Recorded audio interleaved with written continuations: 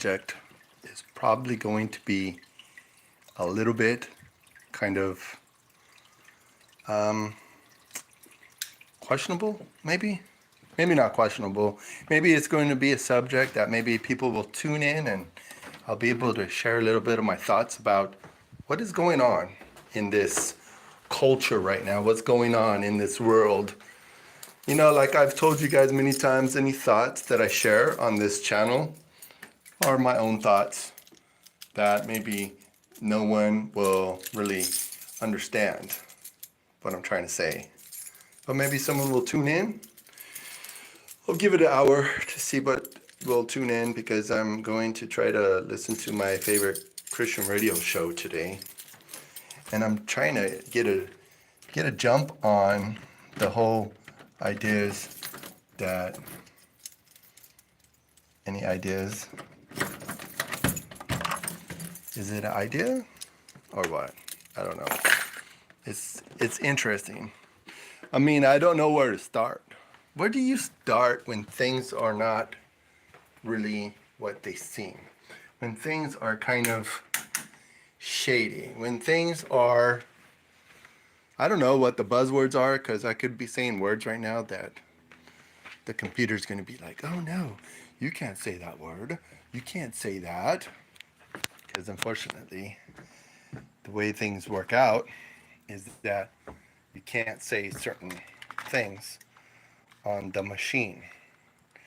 The machine says you cannot say certain ideas. Oh shoot. You know what? I need to check to see if my Wi-Fi is on. Okay, the Wi-Fi is on. The Wi-Fi is on. And nobody's home. Well, okay, why not? But you know, it's all kind of, well, it's hot today. It's hot today in the neighborhood. And, oh my gosh, I have to plug in all my computer stuff. Because I unplugged my computer. Well, I unplugged my power strip because I needed my power strip for the live stream that I did on, I did a live stream. Oh my gosh, let me turn that off, hold on. My printer turned on. But if you're so nice, you could check in the chat, and then maybe that will inspire some of my conversation tonight. I do have a subject I want to get into, but I got to be very careful about how I address certain subjects, because it seems like on the machine, there's only certain people that get away with certain topics. And I would love to get into some topics that are kind of questionable, but, you know, I do have an IQ. I don't have a political IQ, but I do have a IQ when it comes to the personal life, when it comes to religion, when it comes to politics. I have a little bit of an IQ about it, and this is the channel that I use to really talk about different topics. Because, I mean, there's some news that came out today, and if I'm able to elaborate on the news, I would do that. But if I'm, TY, thank you. Bye. Oh, yeah, well, it's probably kind of hard to stay tuned, because, yeah, I have, hello, hi, Ray. Where are you checking in, or could you check in and tell me where you're watching from today? Because I think last time I was on the live stream. Yeah, how are you? I'm good. Thank you very much. Well, I am mostly good. I went to a party tonight, a work party. Well, it wasn't really a party, but anyways, a coworker invited me to go to a, oh, yeah, thank you. I decided not to cut my hair. Well, anyways, long story. I could get into that too. I mean, when my wife decided to assault me, that was the beginning of just like letting my hair grow out. I had a beard and a goatee. If you watch my other videos, you can see me with a beard and a goatee pontificating about certain subjects. And I do have another channel. if you're remotely interested. It's just the Timothy Damits channel. Nice English. Well, I was born and raised in California, so that's where I learned how to speak. I was born in San Fernando Valley, California, and I was raised in Norwalk, California. I'm 48 years old, and yeah, if you're being sarcastic about my English, it's okay. You know, I'm able to communicate. I guess that's all that matters. And I hope that I'm able to communicate some of the ideas that I have to address. Well, I don't have to address anything, but it's on my heart tonight to address the things that are happening in this world. And if you're remotely interested, or if you're remotely interested in the content of my channel, I talk about Doomsday Month. I'm not a prepper. I'm kind of a prepper, but I'm not like a doomsday prepper as I should be. I mean, I was at one point storing up more water. I was at one point storing up more like canned food, and it's just being wise. You got to be self-reliant, and if you can, by all means, it's important these days to pay off your debt. Get rid of your debt. You know, you need credit because, like, if you're going to go and rent a car, you're going to be able, I mean, yeah, you need to have some sort of credit card to rent a car. If you're, like, traveling, I do want to do some traveling maybe after August. I would like to go to Canada to go see my daughter, if she's going to let me see her, because unfortunately, my relationship with my daughter is pretty bad. I kind of muffed up, but, you know, when it comes to different choices in life, there's a margin of error when you're younger. There's a margin for error, but when you get older, like my age, there's less margin for error.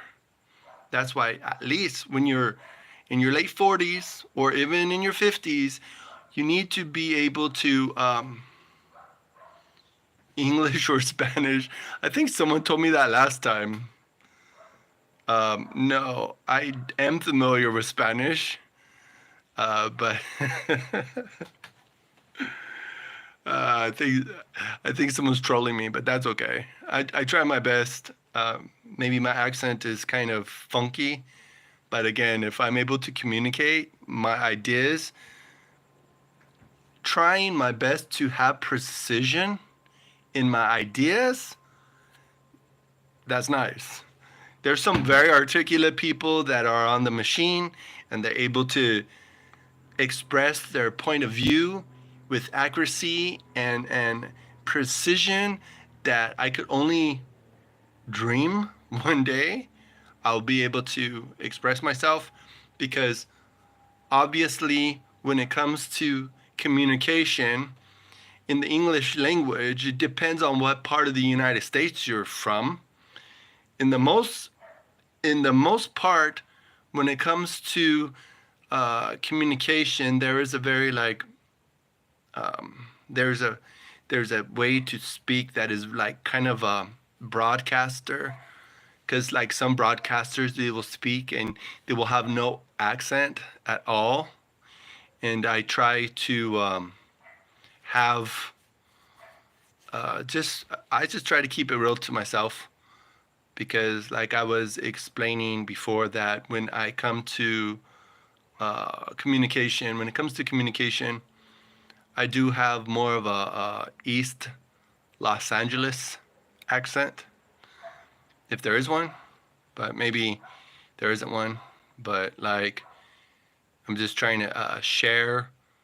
I'm just trying to express some ideas to you, and I do encourage that whoever tunes in tonight, if they could watch my other content, the Doomsday Month content, because it's just a reality of life, is that things, as a human being, we could observe the fact that things have a beginning and a middle and an end. And I've said it before, like biologically speaking, we are born, we reproduce, and we die, biologically speaking. But spiritually speaking, we have a need to have personal relationships with people. We have a need to work and to make ends meet. We have a need for fun. And that, I mean, today at church, I was at the, we have a special, we have a special program during July that it's only like topical. When you go to certain classes, they call them seminars, but they're not exactly seminars because it's more just like a little class. And you go there and you learn about certain things. And today, the class that I chose was called The Holiness of Fun and Pursuing God with Fun. And, well, I could look at my notes, but I'm like kind of too lazy to look at my notes right now. But if someone came into the chat and said, oh, share your notes with me, I would be glad to do that. But it's hot today. I'm in San Fernando Valley, and it's hot tonight. It's pretty uncomfortable. But I'm gonna try to plug in. I'm gonna try to plug in my computer down here today because oh shoot, I need to add more light on the subject. Maybe that will help. Maybe that will help people be able to keep track of what I'm doing. But I'm going to plug in my desktop. Got them because I was using my desktop for well, I was using my power strip tonight. Not tonight. Anyways, I used my power strip a couple nights ago because I needed to have the power strip because I was using my ring lights, and I was using my big giant ring light that actually plugs in regular, but my other ring lights that I have plug in with the USB. So I have no idea what I unplugged, but I'm gonna try to plug in everything so I could use my desktop, because my desktop, I'm gonna get a jump on my content for Wednesday. I'm trying to make some good content so people will actually enjoy what I try to produce in my videos. And yeah, it's just what it is, you know. Like when I try to make video content, I try to edit them and make them interesting to watch. Because if you are a content contributor, it's important to make your content that people want to watch it. Because if you don't make content that people want to watch, then it's kind of a waste of time. And I remember that someone told me, I think it was on this channel not too long ago, you're a time thief. And that bothered me because I'm not trying to be a time thief, because time is very precious, and the way that we use time, yeah, we need to be very conscious of the way we use time, because before you know it, the time is gone. The time is gone, whoop-de-doop-de-doo. And, whoa. I think I plugged in my time capsule. So, but anyway, so tonight I went to a party. With my coworker's birthday party was tonight, and I got to communicate with some of my coworkers, which was pretty nice because they were talking shop talk, which, you know, I guess it's understandable. But when you're at a party, you don't really want to be talking about work-related things, even though it's coworkers. But you got to try your best to avoid the shop talk, because the shop talk is just kind of a waste of time. Because when you're there at a work party, you want to like get to know them as much as you can possibly, and kind of enjoy their company and all that stuff. But yeah, that's just not how it went exactly. So I did have some people watching my chat, and they disappeared. So maybe because they're having trouble understanding me. So, but if anybody has any issue with the volume, please let me know right away. So if you're just tuning in tonight, my subject is called Christ Mass. It's kind of a play on words with Christmas. It's the play on words.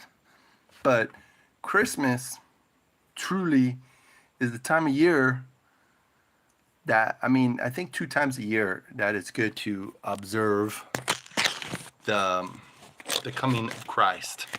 Because Christ is going to come. He's going to come back. It might be in our lifetime. Like they say, and it's important to be reminded about, because it could happen tonight. It could happen tomorrow. It could happen next month. It could happen next year. It could happen anytime. I'm not trying to set any dates, but the takeaway and the most important thing I want to stick to is the whole idea of the end. And I'm getting a jump on it because Christmas really symbolizes Christ coming into this earth. Because the fact of the matter is, if Christ came into this earth, if he came into this world, if he came into this world once, he promised that he's going to come back again. If he's going to return soon, we should be prepared. And the most essential, basic way to prepare for the coming of Christ is going to church, being around other Christians, and being in the Word. That's the basic thing. Like, people always claim to hear from God. It's like, oh, well, God told me this, God told me that, whatever. I can't say exactly God told me anything. And I say I can't say exactly that God told me anything is because I'm going kind of based on the observations that I make in this world. Because there's certain things that we observe, and there's certain things that we could say as a matter of fact, like there's things happening in this world right now that seem like something is cultivating. Like the scripture talks about the birth pangs and how certain things will happen before the end of the world. I know people don't like to think about it. Maybe if you have a relationship with God already, you're going to want to talk about it and think about it, because part of the Christian doctrine is that we are eager for the coming of Christ. There should be a certain amount of eagerness for that day to happen. And if you have a relationship with God already, you're going to be really looking forward to that day when things just kind of happen and the end happens, and the things that probably people don't want to talk about. The people that probably mostly want to talk about the end is the people that really are having a bad time. Like, it's common to hear homeless people talk about the end of the world and talk about like they are Christ and this and that. Because homeless people is probably a really good example of people that are really down on their luck, which, that would probably trigger them to want to talk about the end of the world more than somebody. Like, if things are going your way, you're going to be more like wrapped up in your life and more wrapped up in the way things are going, and you would be more like, oh, okay, you're not going to really be thinking about the end. But I want just to encourage people that might be watching this, and encourage the people that mostly have like some sort of relationship with Jesus, I want you to enjoy yourself, because there has to be a balance in your life. You should enjoy yourself. You should be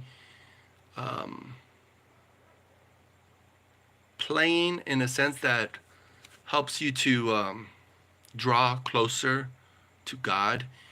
And actually, right now, I need to find my phone because I need to do a video check right now, because I don't know if the volume is there or not, because people are coming in and out of my live stream, but I have no idea if yeah, I have no idea right now if they are hearing what I have to say.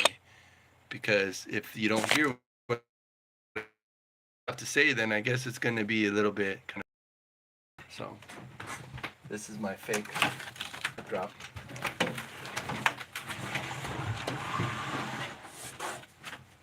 No one needs to see inside my room, because yeah, I'm live from the basement. And if you watch any of my other content, you'll understand what I mean about being live from the basement. Because the live from the basement is just it's symbolic, because like my life is like kind of from the basement. My life has kind of took a turn in the sense that I'm living in the basement. And I've addressed that subject on my Timothy Damits channel. So if you really want to get to the bottom of that subject, go check it out, and maybe you could be more uh, enlightened as far as the way that my mind works, because it may not work like, I don't know. I kind of have convinced myself that my mind doesn't work like other people. Not like I'm like some super brilliant person. Like Elon is like in his own category. Steve Hawkins is in his own category. Everyone's in their own category. So I guess that goes really without saying. But I think that is very important to get across, that I just have convinced myself that maybe I don't see things clearly. Maybe I don't know how to put it, because maybe that kind of will lose people's interest, because I really need to try not to talk about myself. But that's the three subjects that I think that people need to talk more about, is the whole idea about when it comes to life. It's important to be able to address your personal life, address religion and politics. And you not need to do it in a winsome way, in a sense that you don't lose your audience. Because I could tell you my opinion on who to vote for or all that stuff, but that's not really fair, because you know, it's important not to what's it called? I don't know. I can't even think of the subject. But where's my dang other phone? Phones.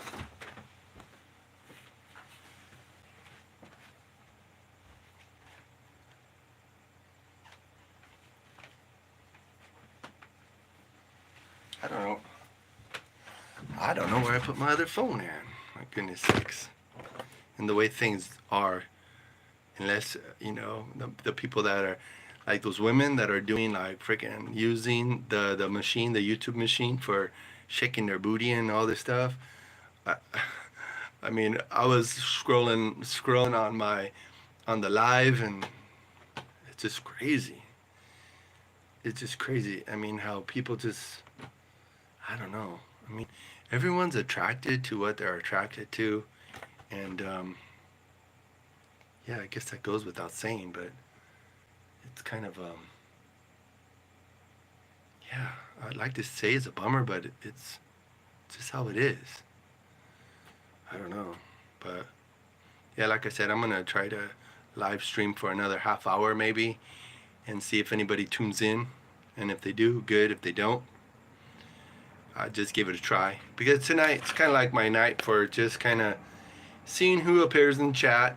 So far, I've been kind of trolled by the people who have been coming into the chat room. I assume they're trolling me because, I mean, when I was reading it, let me see. Yeah, just like, yeah, someone making fun of the way I talk. Hey, you know what? I know worse things about myself, so if that's the one thing that people are gonna make fun of me about is the way that I'm talking, hey, don't bother me. And I've been like talking like this since I started to talk, and that's probably been over, yeah, probably nearly. Whoa, I got disconnected. That was weird. Oh, what the heck? What's happening with my?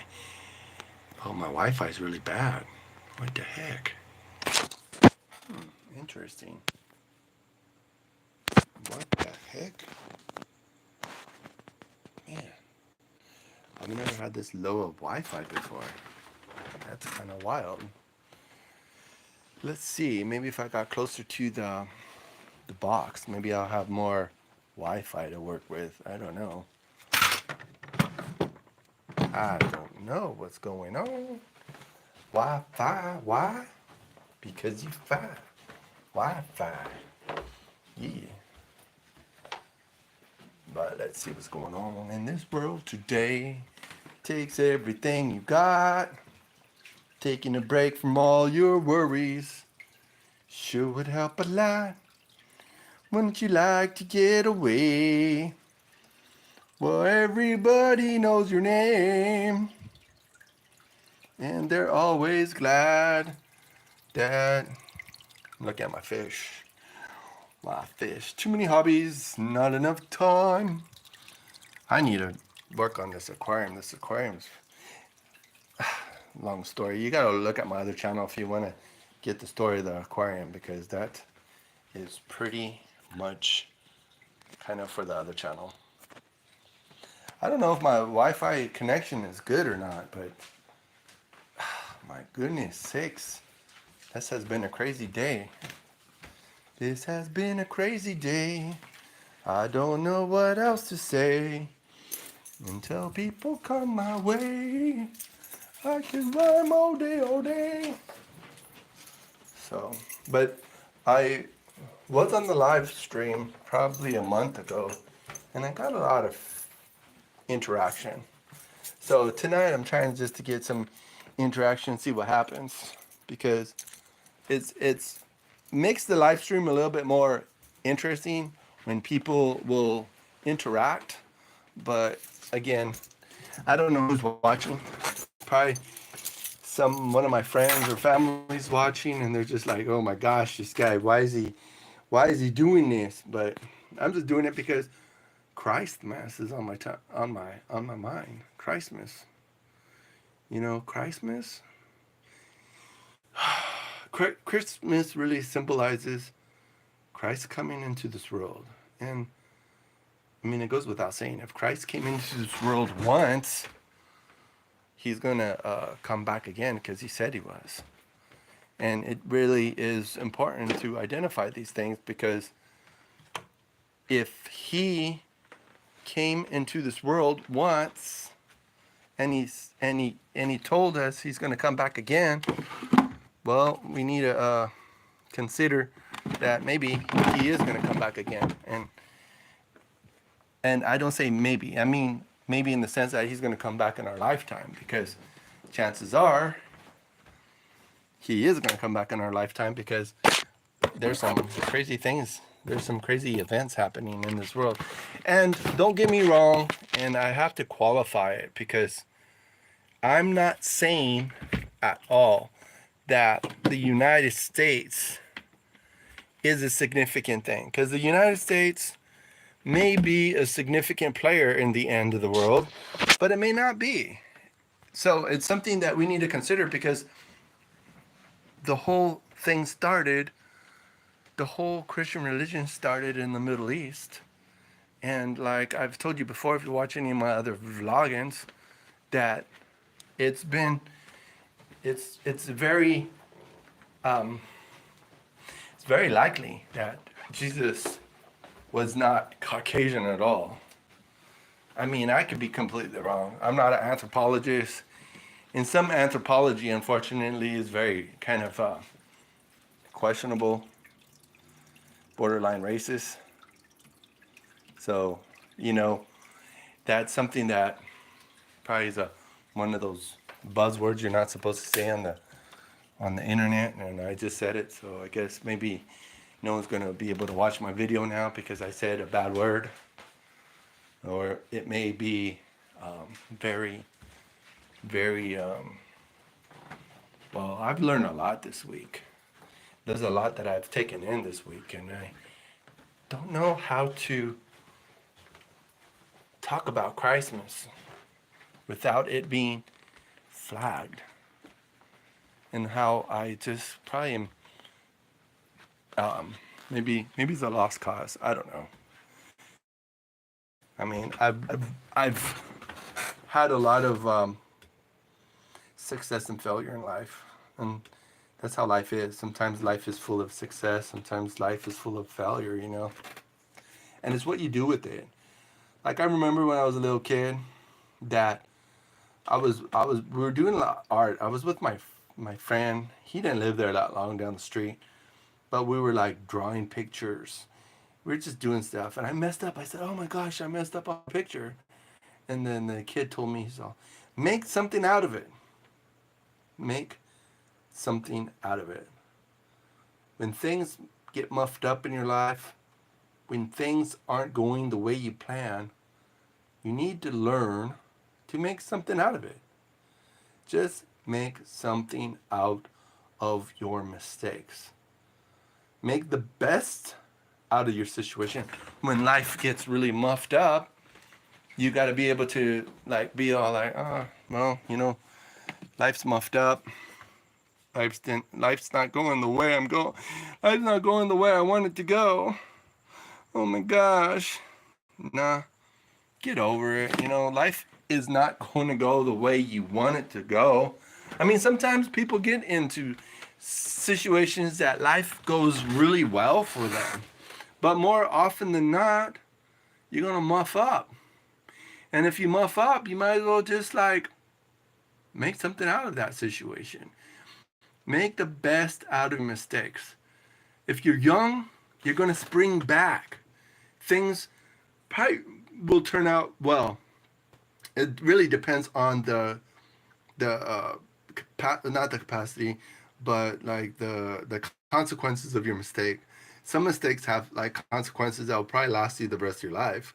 Some other mistakes are going to be easy to get over, you know, like how I explained before. If you watch any of my other videos, you'll see that sometimes you may injure yourself and you'll be able to spring back, just like the skateboarders breaking their wrists or breaking their leg or whatever.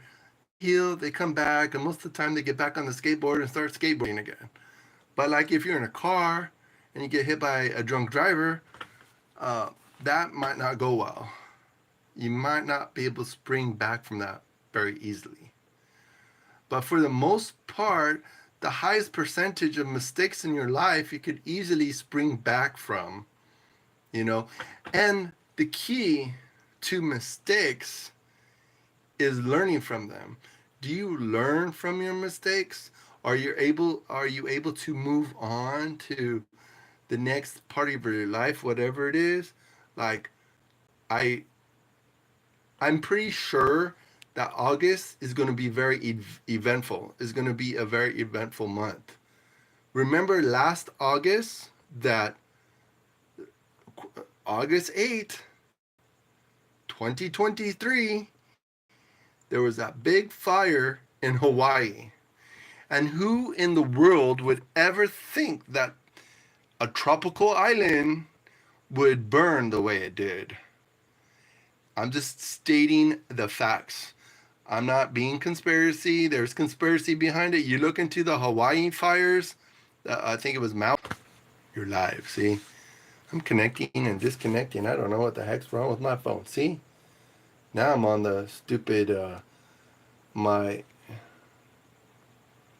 I don't know. This is crazy.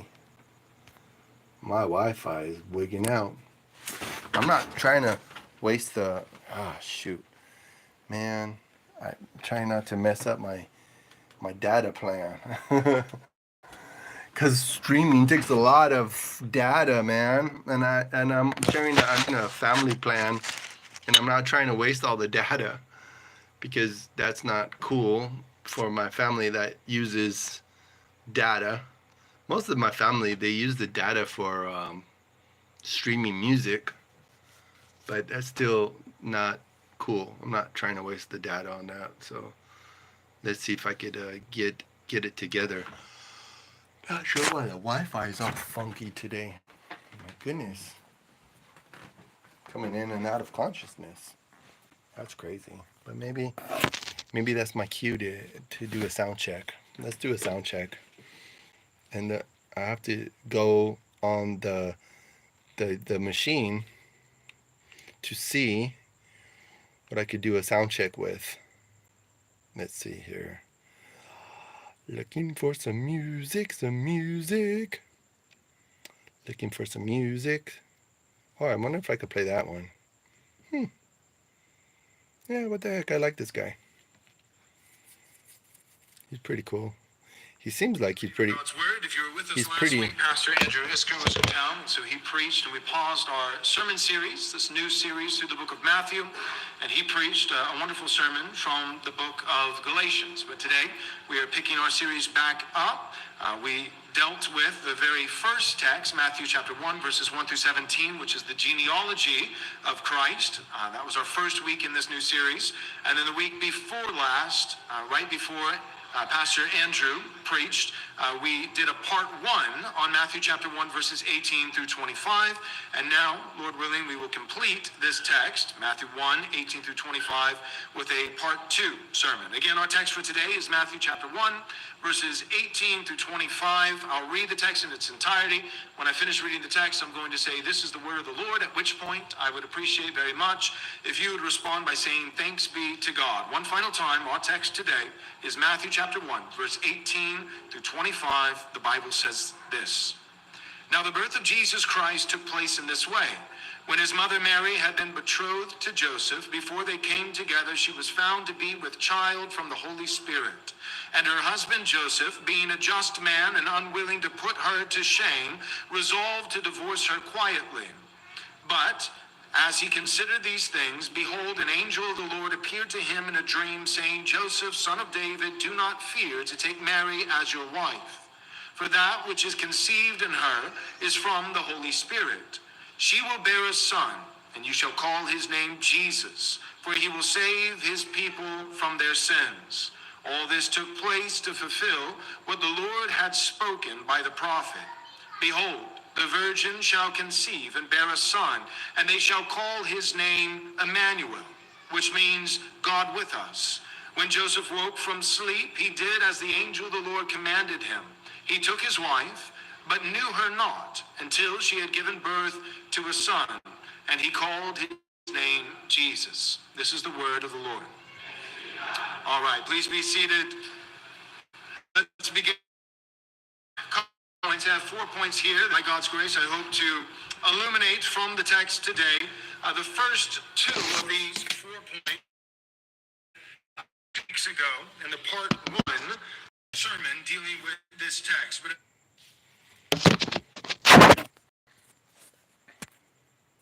I was doing a sound check on my phone, but it sounded like my data connection was going in and out of consciousness, so I wonder, shoot, I don't know why my data is so bad today. I'm having a bad data day. Dada, what, son? I've come to say hi. Speaking of dad, today I got rid of the car. Yeah, watch my other videos. It's the 1929, 1930 Ford. I don't know. I just got rid of it. I hope I did the right thing. I need to get my Jetta running. But, like, I'm really convinced it's important not to not to make any crazy decisions right now. I know it's probably hard for some people not to make really life changing decisions. Yeah, it's tough. And I mean, I just want to encourage people just to be careful about the decisions they make. Christmas is coming. Santa Claus will bring you presents. Yeah, right? It's important that maybe you will consider just waiting to see what happens at Christmas. Because when Christmas comes, maybe you're going to get some presents. Maybe you're going to get that gift you always wanted. So be very, very patient, because maybe you'll wake up one morning and look under the Christmas tree and the present that you really want will be there. So be very, I know that if you have any idea, you know that I'm using a analogy about Christmas time. Because when Christmas time comes, your dreams may come true. Because you have to be happy when your dreams come true, right? And if you're dreaming the right dreams, it's going to be very nice to see what happens during Christmas time. Yeah. You know? It's just a matter of being calm and cool and collected. And remember, when you're in a crowded area and you're quiet, that's because you're paying attention and you're being very analytical about what's around you. So you must be very conscious about what you're doing and observant. Could you be observant? It's really important right now, especially these days. You need to pay attention to what's around you. And if no one's paying attention to you, that's okay. Because maybe it's important. Maybe it's very important for you to be what they call the DL. Have you heard what DL is? DL means the down low, the low key. You got to keep a low key personality, you know? And are you able to keep a low key on what you're doing and why you're doing what you're doing? Are you? You know? Do you really know? Sometimes I wonder if I know what I do know. Just like when I was a kid. When you're a child, you kind of know stuff. Do you know anything? Have you even paid attention to what's going on in your life and what's around you? Because if you are, that's good.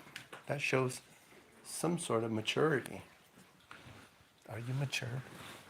Have you been able to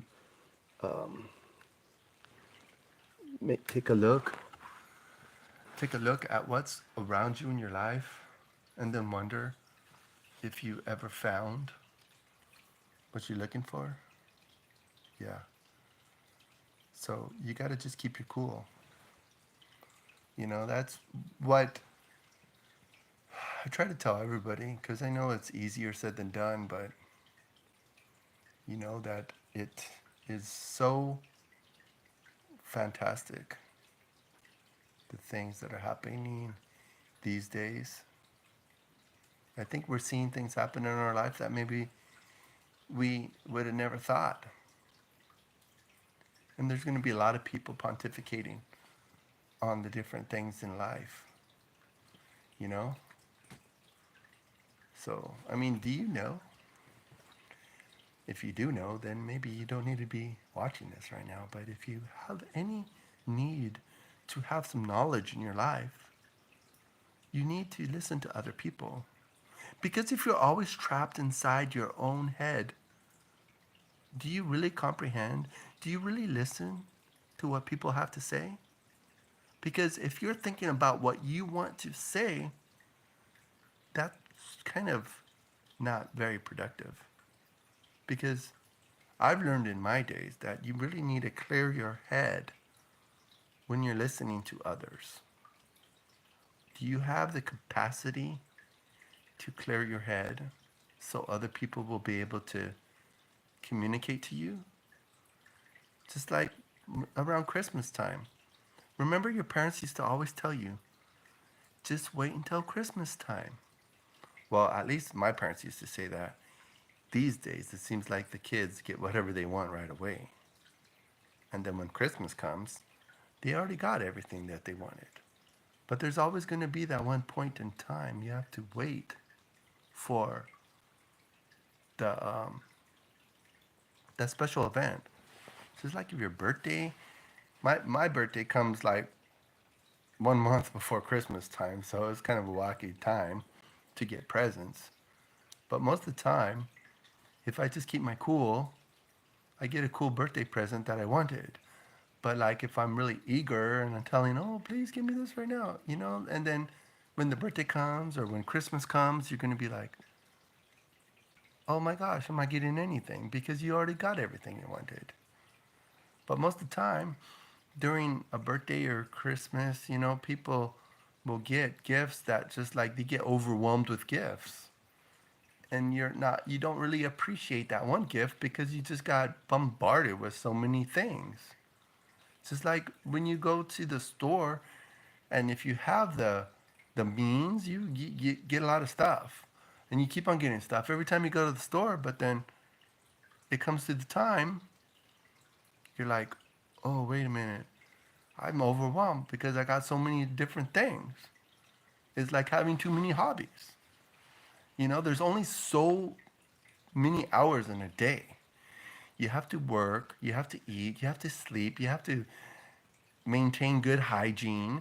You're going to have to maintain certain things in your life that are important. But like if you have too many hobbies, that's like too much.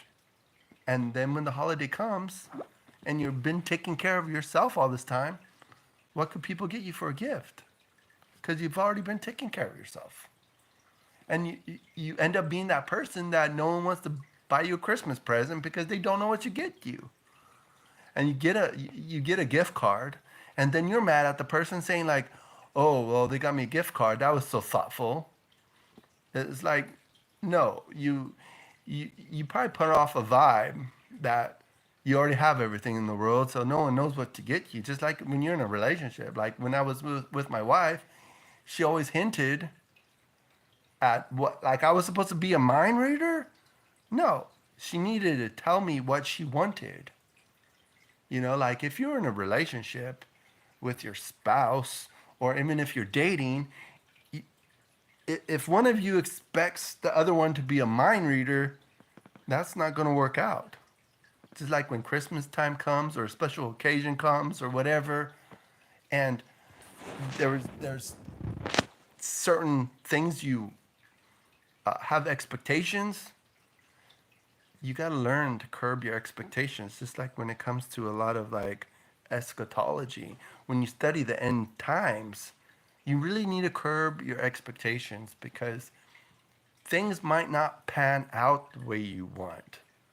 It's just like Christmas or even Thanksgiving or those holidays. You have expectations like you wanted your whole family to be together, but then your family's not able to all gather together because certain things happen. Like if I'm in a relationship during Christmas or Thanksgiving or whatever, my significant other, my girlfriend, whatever, might want me to go be with her family. It might be soon. If it's too soon, don't be eager to share the holiday. Just do your holiday thing. Time will come that you could be with a person. Just like right now, my topic is Christmas. Christmas is going to come, you know, for most of the world. Maybe Christmas might not come for certain people that year. And then when your Christmas, your Thanksgiving, your holiday is going to be ruined because you're going to be like, oh, my mom, my dad, my sister, my brother's not here this year because something happened. And that holiday could be ruined if you think about the emptiness, if you think about what's missing, then the holiday could be ruined. But you need to think about that person, have that person on your heart, but don't let it ruin your birthday, your Christmas, whatever holiday you really are into. Don't let it ruin that holiday. Of course, miss them, but don't. That person, when they go away, they probably don't want you to be all upset and sad that the holiday was messed up because you're missing them. Of course. I mean, there's a lot of different expectations that you could have. You know, you got to look at when things are going right. It's just like when Christmas comes, there's so much anticipation of Christmas time. And then when Christmas comes, it's 24 hours. And then the next day, you're thinking about the holiday, but the holiday's over. Some things are just over. That's the spirit of Christmas. Christ came into this world once. And Christ, when he was in this world, he promised that he's going to come back again. He's going to come back on his terms. He's not going to be coming back on any other terms but his own terms. That's why it's important to curb your expectations. It's just like holidays, whatever, you know, and being as analytical as you can be when it comes to eschatology.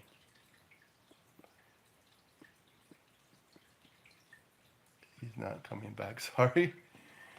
Well, maybe not in our lifetime, but he's going to come back because he said he was. And that's when you got to come to terms with your theology, whatever it is. Because I believe Jesus existed. There's history. There's Christian history and secular history of Christ.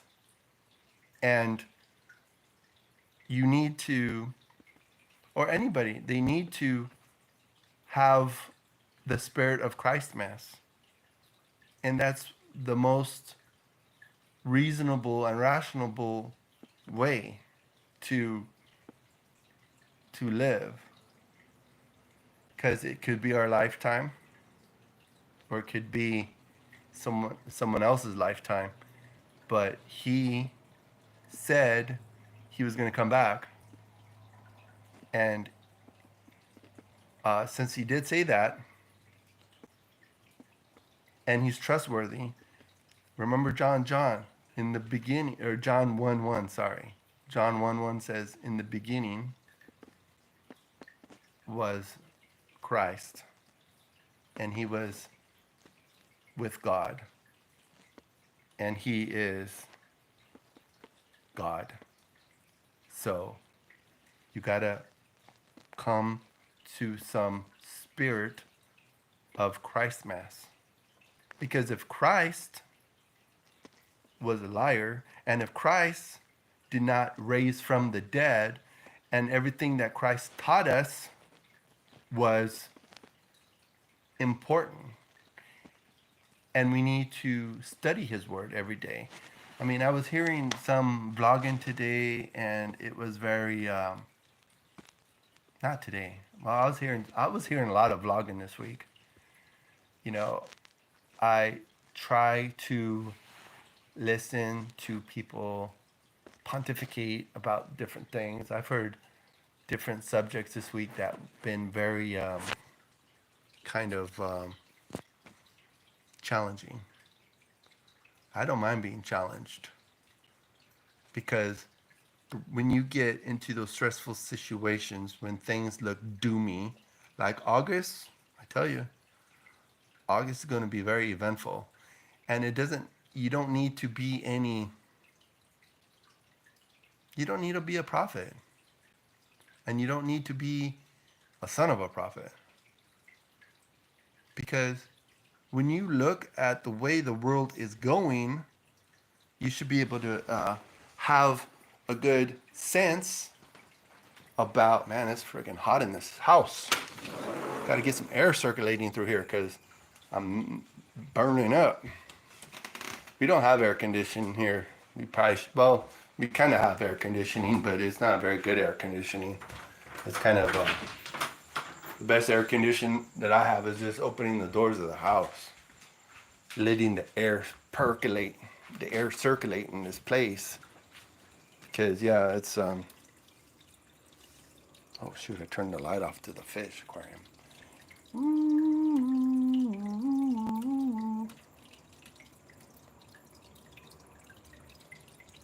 There you go. Looks like the moonlight. Looks like the moonlight. That came out pretty cool. Not 100% happy with that fish aquarium, but especially since the fish, that one fish pulled out all the plants. Stupid jerk. Yeah, it's probably not nice to talk about a fish like that, because the fish could be kind of a bummer. But you know, it's like too many hobbies, not enough time. So I got a fish. I'm thinking of getting a bird, because I had a bird up until my dad let it go. I don't think he meant to, but it happens. It happens. Things happen, and that's just the way it is. And I was gonna do some editing tonight, but I don't know. I just kind of got caught up with this vlogging. I've had some people tune in and some people tune out, make fun of the way I talk, but you know, it doesn't bother me. Like I said, there's nothing that really bothers me. But who's chatted with me today? Let me get my glasses. Get my glasses so I could read what the chats were today. Which is oh my gosh, it's 10 o'clock already? My goodness sakes. I am.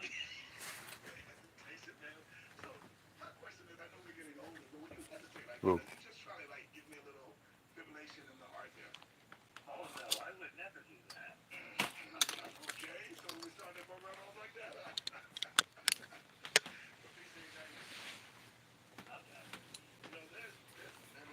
Oh. How do you retract?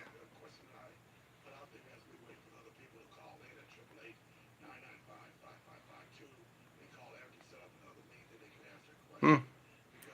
That's weird. Message retracted. I wonder how that happens.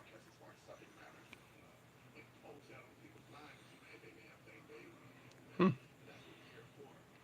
Random city. English.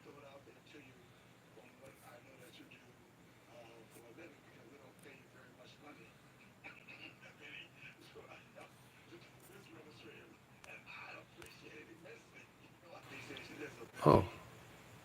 I disconnected when I was scrolling. I was scrolling today.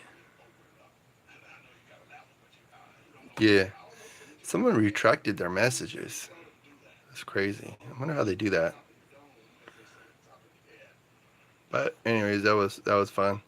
It's always more fun when people interact in the chat, and I could get inspired to, you know, it's like the radio shows I used to listen to when I was younger.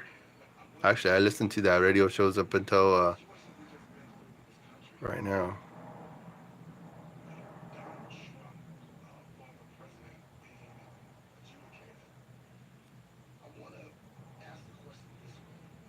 Yeah, I was trying to listen to. It sounds like a rerun of the Christian radio show I used to listen to.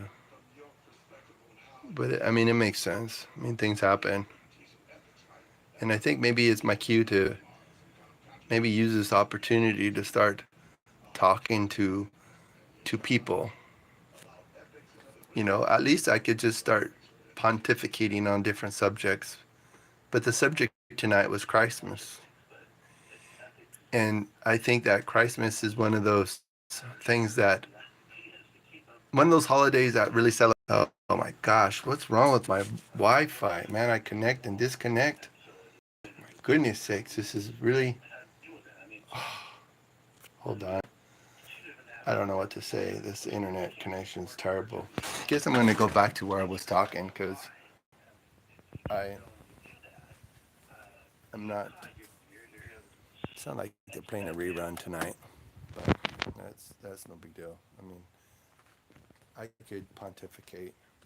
I know some things, and tonight's a good night to share, and I could talk about what's on my heart. And it's weird because I heard some things about the mark of the beast this week. The mark of the beast. Goodness. And the beast could be. I always was taught that the beast is a person. But then when you think about the symbolism and the way that there's the descriptions in the Bible, the beast could be like, wow, it's wild. I don't know. It's kind of overwhelming in a way because um, people people have so many different opinions on it, and it's important to do your own research. I know that in 2020 and 2021, doing your own research was bad because you can't do your own research, because if your research contradicts what other people say, that's not good. It's not good. No. But, when you do your own research, it may solidify what you already know, or it may even challenge what you already know. Like when there's different people that will say, oh no, you can't celebrate Christmas because Christmas is naughty. You can't, because of that holiday is not sanctioned by the Bible. But the birth of Christ happened. So Christ was born, and he, it's like what I was saying earlier on in the video vlogging, that Christ was born, and then Christ was born and he reproduced, and then he died. But he did not reproduce in the way that humans, he was human, but what I mean is that he didn't reproduce in the way that humans do. I mean, shoot. Anyways, he didn't. He reproduced by teaching and preaching the good word of the Lord, and he reproduced in the way to make other people to be like him, to share the gospel, to live by the word and the 10 Commandments. We live by the 10 Commandments in response to the goodness of the Lord. We don't obey and live by the 10 Commandments because we're trying to score points with God. Because the true spirit of Christmas is the spirit of grace. And of course, there's been arguments so many times. My ex-wife and her family is arguing like, "Oh, you just saved by grace, and you don't need to do anything." Well, that they're missing the point, because we're saved by grace, and we do good things because we're saved by grace. It's in response to what has happened in your life. It's in response to his goodness and his free gift. He gave you a free gift of salvation, and that's how we respond. We respond by the true religion that is in the book of James. The true religion is taking care of widows and orphans, taking care of those people who need care, That is true religion. And if you're saved by the grace of God, you're going to have an impulse to love and to care for the needy, to care for the orphans, to care for the widows, to care for the people that don't have many people caring for them. And we need to have a heart of caring for others. And if you can have a heart to care for others, I mean, if you're doing it from your heart, that is what matters the most. But if you're doing it because you're trying to get God to be in debt to you, that's wild. How could you have the creator of the universe to be in debt to you? That is wild. Do you have any idea how wild that is? God created all of the universe. God created all the stars. God created all the planets. God created so many things, and he's gonna be in debt to a human being? No. That is absolutely like ludicrous. That is so crazy to think that you're going to make the God of the universe to be in debt to you? Jeez. That's like so wild. And I have no idea how people could even get into a theology that you have to work your way to God. Cuz what kind of religion is that if you're trying to do such good things so God will be in your debt? That's that's laughable. You need I mean, if you're in the courthouse or the great white throne judgment of God, and you're going to have God to you're going to go to God and you're going to plead your case, even in court, even in a regular court case, is really foolish to represent. Not if it's a major court case, you're going to have to have representation. Look at this. Look at what's happening in the court cases these days. Have you even looked at them? Some of these people that are getting prosecuted, they have so many different lawyers pleading their case. So how much more do you need someone to plead your case when you're at the great white throne judgment? Really, do you have someone to represent you to the God of the universe? They say that someone who represents themselves has a fool for a client. Do you get it? When you're at the great white throne judgment of God, you need to have representation. It's just like, it's so clear to me now. Because that's the biggest court case you're ever going to be involved with. And you need to have representation. That's the spirit of Christmas. The spirit of Christmas is that we have representation now to plead our case when it comes to the end of the world, to your end. Maybe you will end, your world will end, not like in the big grand way that the world is going to end for everybody, but everyone is going to have an Armageddon, an apocalypse in your own personal life, and you're going to need to have representation. It's the court. It's the law offices of the Father, the Son, and the Holy Spirit. Don't get it wrong. Don't get it twisted. Your eternal destination is very much is not negotiable. You need to make your decisions now. You need to have your advocate. You need to have the trust in the Lord Jesus Christ to plead your case. And trust me, when it comes to the end times, the great white throne judgment, Jesus Christ is not going to say, "Oh, he was a good boy. He did this and that. She was a good girl. She rescued a cat out of the tree." All this stuff. Jesus is not going to be pleading your case like that.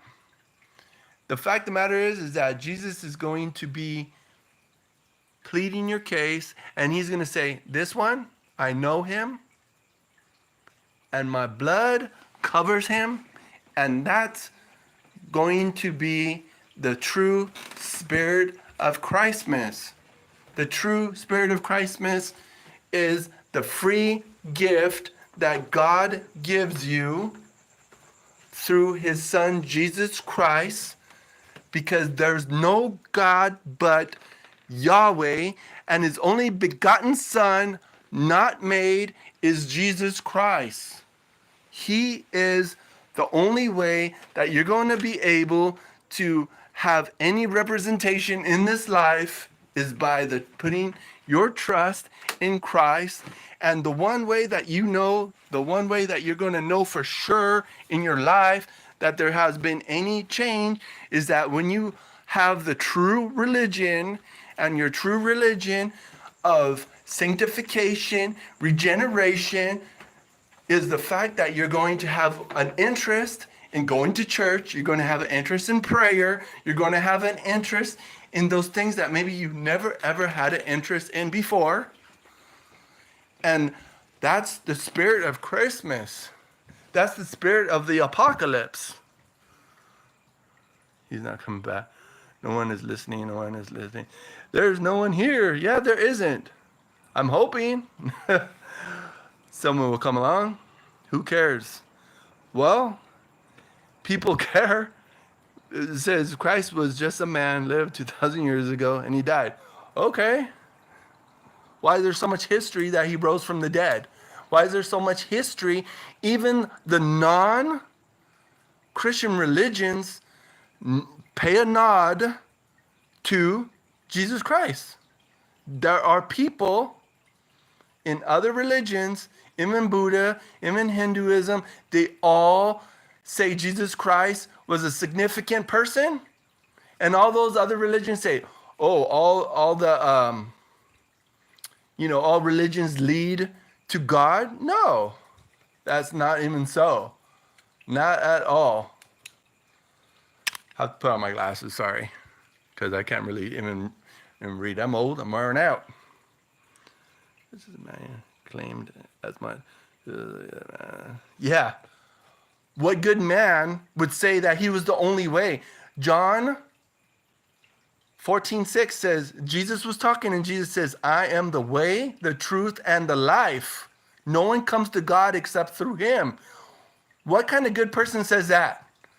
Buddha and Hindu and all those other religions, they claim to be good people, and they claim there's multiple ways. There's multiple ways to get to God. But Jesus, if he was a good person, why is he the one claiming that he's the only way to get to God? That's what I'm saying. The true spirit of Christmas is the fact that, oh shoot, what happened?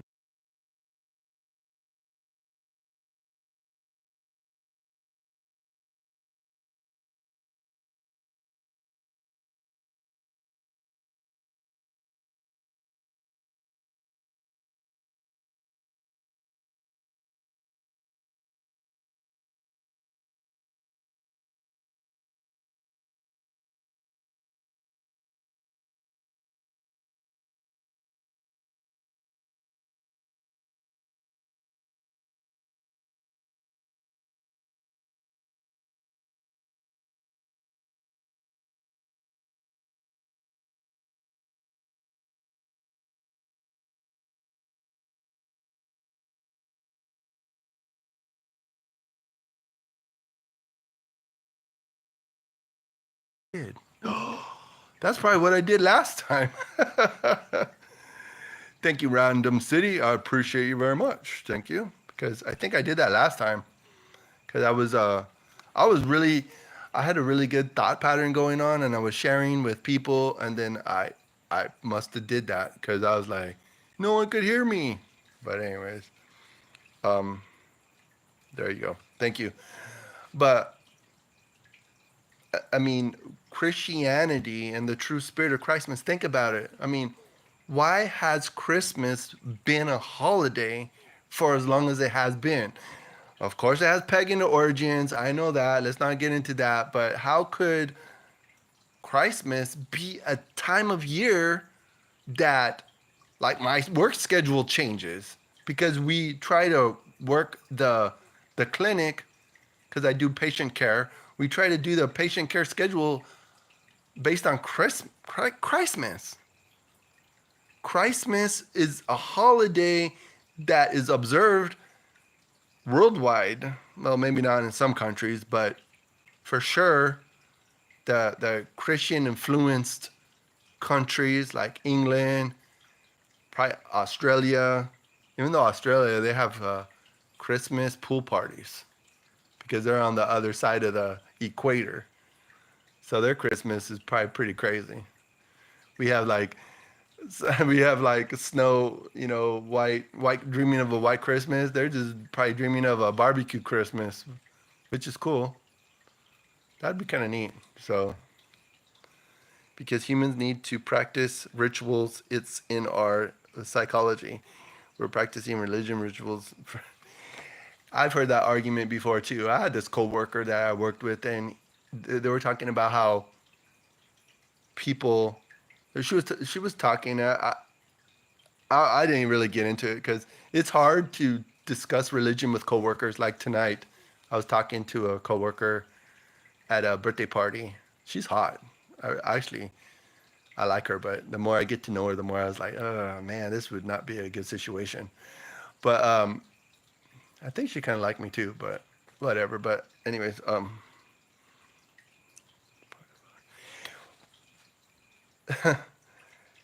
but see, that's a curious thing to me. How is it? I mean, look at people. Look at people all over like the world. We all look different. Our brains are all different. We do have our senses, our five senses. Some people don't have a sense of sight. Some people don't have a sense of hearing. You know, my point with saying all that is that how could people all over the world have the same observation of their conversion to Christianity? How is it that it's like the different arguments people make about the Bible not being reliable and all this stuff?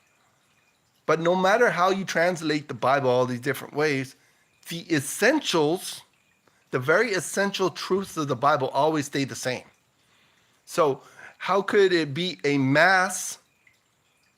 Like you're trying to tell me right now that it's like a mass. Oh shoot, what's that word? Gosh darn it! Like a hypnotism or a mass. Shoot, I can't even think of the word. The word slips my mind. It's part of our Christianity has not existed. Of course, and I'm glad you said that because I tell people all day long. You know what the true white religion is? Wicca. The true white religion is freaking nature worship. It's not Christianity. Christianity came way later, but saying older is better is like so dumb. It's a self-defeating argument because like if I have an old car that's not running, how could older be better? Hinduism's older than Christianity. There's a lot of other religions that are older than Christianity. But Christianity changed the whole world. You don't hear how Buddhists or Hindus or even Muslims, Muslims, they'll change the world by violence. Christ didn't do that. Christ changed the world by love. I mean, really.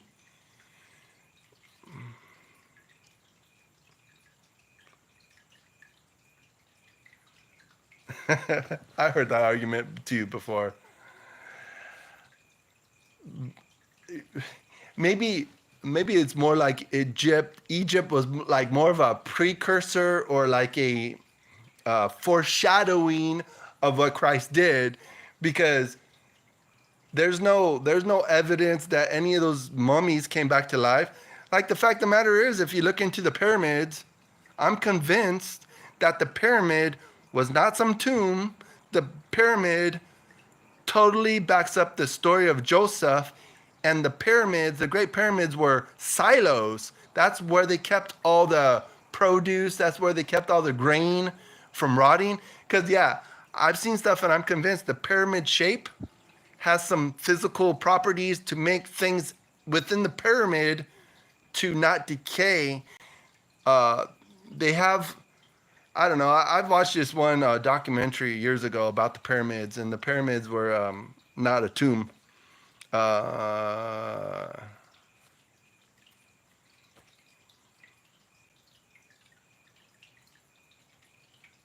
Yeah, they were silos, but that's okay. I mean, I agree to disagree with you, and that's just the nature of it. That's what I think.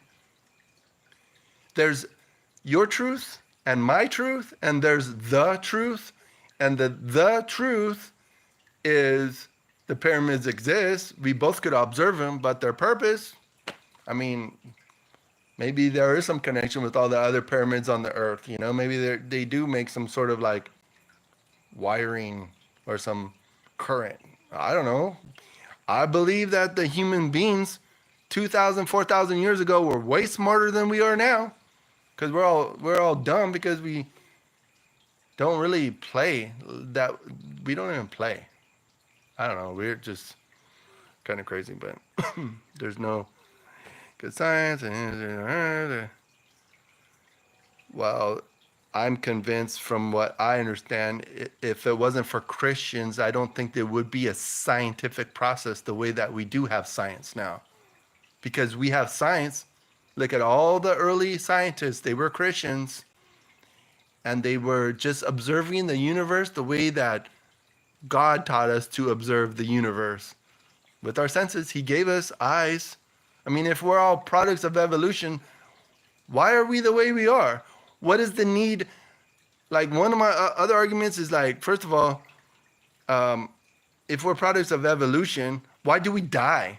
At one point in time, I don't think we would die anymore, because how is that beneficial to evolution? Because you say that, you know, like scientifically, I said it before in this vlogging, that we're born, we reproduce, and we die. Yeah, maybe in some sort of like biological thing, that's all we are, but there's more to life. There's more to life than that. Talk about. Yeah, well, why would God need to talk about science? I mean, some things the Bible doesn't talk about because it's just kind of already assumed. Just like the figures of speech, we already know that it's a figure of speech when you say that the sun stopped, or if you say that the sun is going over and all that stuff. But if you read the Psalm, oh man, I wish I could tell you the address of the Psalm, but the Psalm talks about the earth running the circuit around the sun. So that's like some scientific proof. There's a lot of scientific proofs in the Bible. I can't tell you all the addresses, but yeah, there's a lot of scientific proof. Okay. Yeah. Well, I mean, that's a matter of opinion, and maybe a lot of my opinion is dumb. And like I've told you before, or not you, sorry, I apologize. But like I've said many times on this vlogging and on my different videos, I'm just making the best out of the way I observe the world. I'm just making the best out of my situation, whatever it is. I think that's one of the core Christian ethics, is that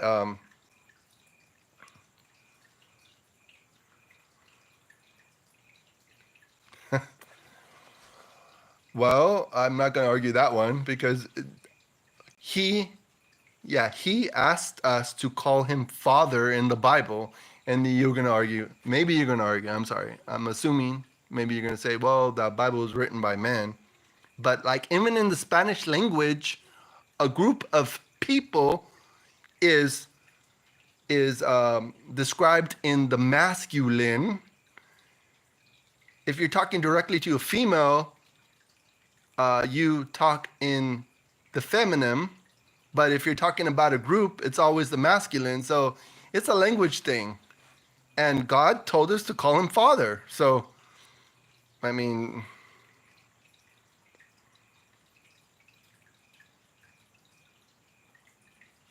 well, 2 Timothy 3:16, if you even care to look, it says, God inspired all of the Bible.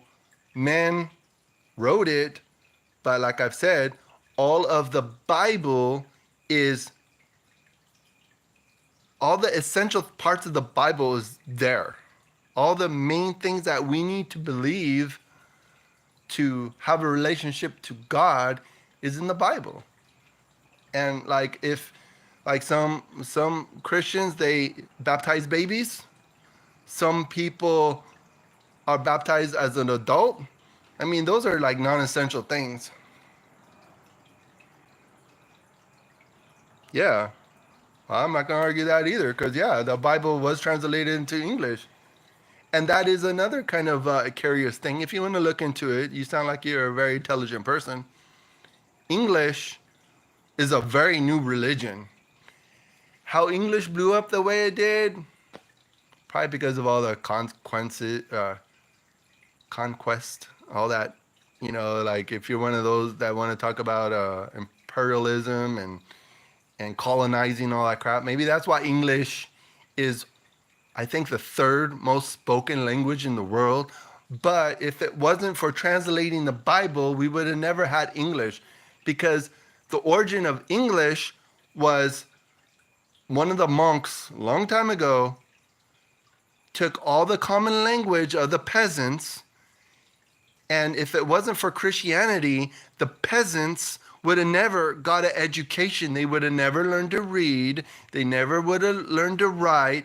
They never would have learned about math or anything, because the Roman Catholics 500 years ago did not want the common people to learn. The Roman Catholics, I wouldn't say that they were Christian. I would just say Roman Catholics wanted to keep a tab on the common person, because as a matter of fact, Martin Luther and all the other reformers 500 years ago were put to death by Roman Catholics because they were teaching the common people to read, to write, to think for themselves. Christianity, the reformation of Christianity was to teach the common person. So anyway, let's see what else you have to say. What cost? Well, unfortunately, there was a cost. I mean, you got to even think about it. Even back then, yeah, and that was probably the problem. Yes, that's my point. The priests, the Roman Catholic priests, were keeping tabs on the common person by not just teaching them to give their money so they could raise money to build bigger cathedrals, which, some of those cathedrals are really nice, and yeah, they're nice to look at and stuff, but they were built on the backs of the common person, and it came at great cost. I don't know what you mean by cost. Did it cost the Roman Catholic Church, or did it cost the peasants? I'm not quite sure. You're not very specific on that comment. I can't really reply to it. Let me see if you said something else earlier. No, you didn't. But yeah, I mean, yeah, if you think about what the true spirit of Christmas is that the fact is that Christmas represents the time of year, the heaviness of the origin of Christianity, the very heaviness of the word, the very heaviness of just how this world is cultivating to something. things are coming to some conclusion. It could be so many different things. And that's one thing that maybe I should point out too right now is the fact that eschatology is the study of the end times.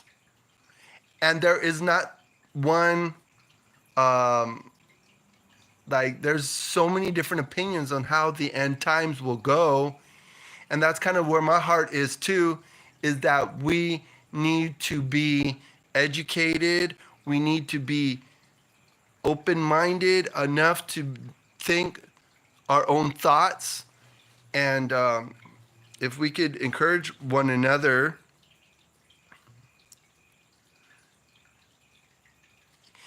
yes, there was probably, again, you probably have to look at the origin of the pushback. Was the pushback from the Roman Catholic Church? Was the pushback, was it from regular Christians? There could have been pushback. I mean, with everything that we have to wrap our mind around these days too, just like with what's happening in politics. Who's pushing back on that? Some people just go with the flow and they just take it in, like what happened 4 years ago. It's the science, the science, the science. You hear that so many times. It's like if you're mad at somebody, you call them a racist, you call them, some tyrant, you call them dictator, you call them all these bad things just to shut them up. It's like my ex-wife was black. Whenever I was making a good point, she would, oh, you're white. She shut me down by bringing up my race.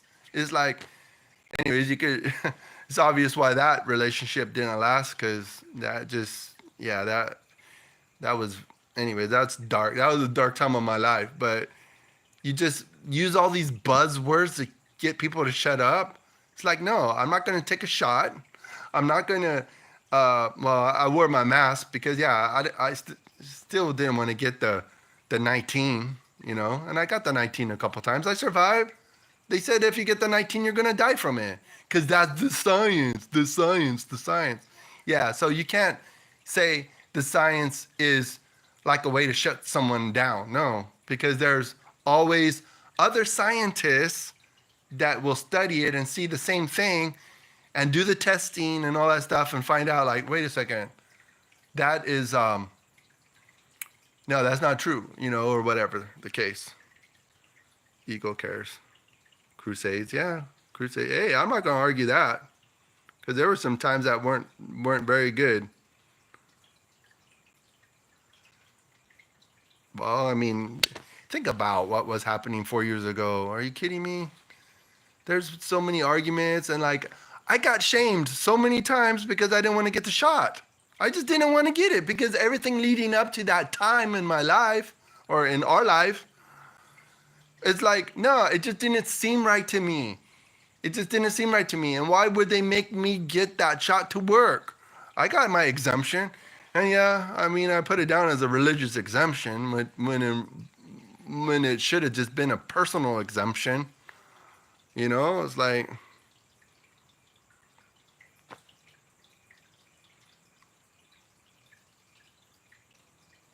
yeah, millions of people died.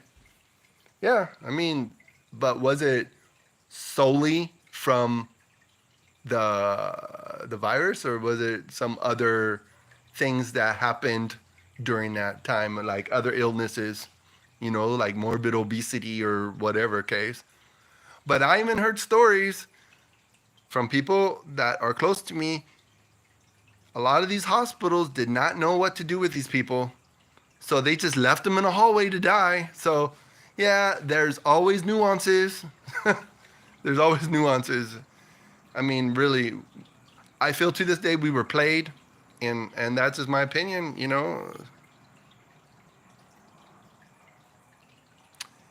Puts... did you say son or duh? Duh. Well, I know, but if you go to a hospital to get care, why would they just put you in a hallway and forget about you? That's messed up. And they found out later they were able to treat a lot of these people with albuterol. They were able to treat these people instead of putting them on a freaking machine. Nah, they just, yeah, the science. They didn't know how to treat it, and I don't even know how many people even tried, and then some celebrities got crap because they were trying alternative ways to stay alive and to take care of themselves. Nah, dude,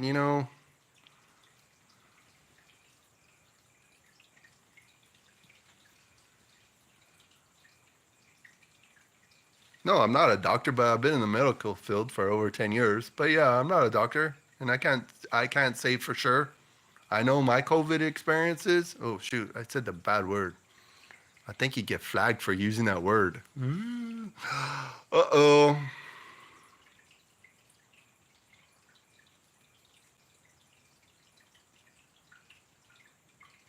Yeah, well, I think I had it 3 times already, but I never got that injection, so I survived on my own.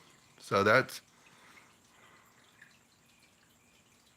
well, I don't know, dude. I've been vlogging so many times on different subjects, and there's so many times that I don't know, some of my content gets squashed, but some of the times I'm just talking about my personal life,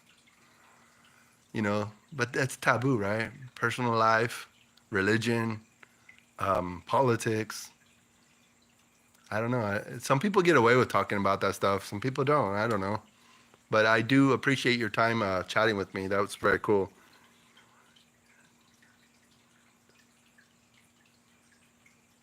Yeah. No, that's true.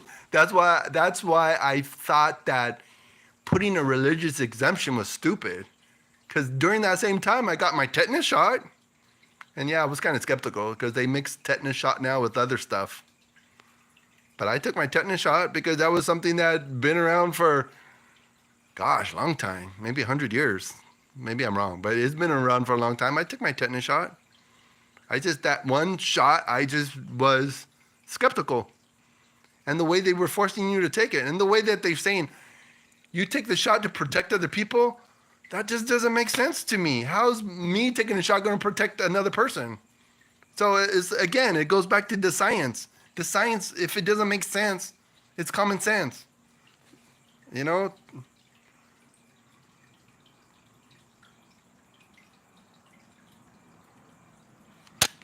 Well, I know, they were technically forcing you if they're telling you you're going to get fired.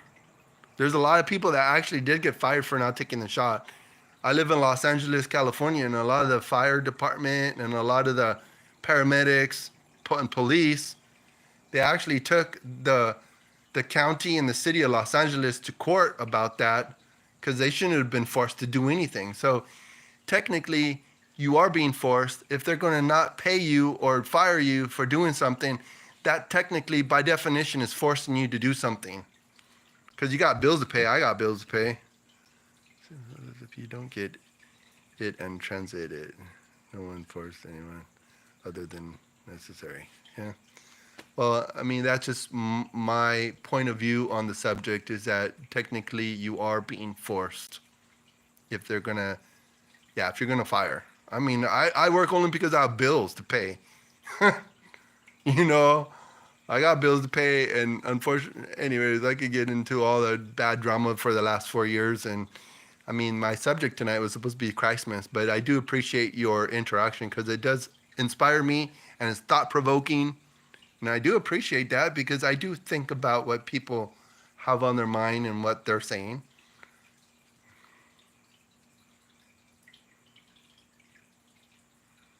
Yeah, well, I'm not a first responder. I work in a clinic.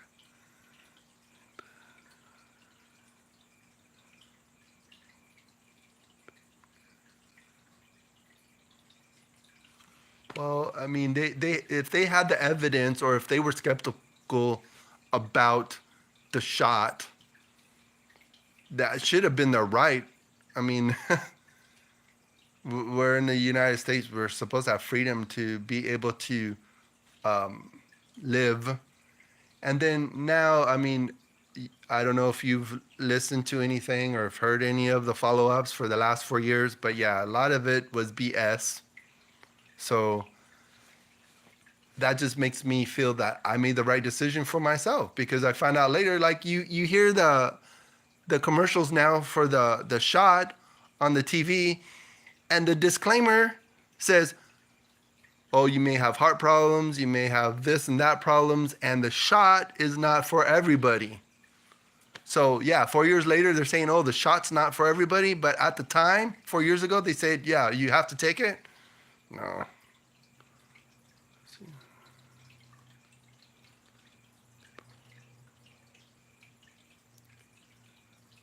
Yeah.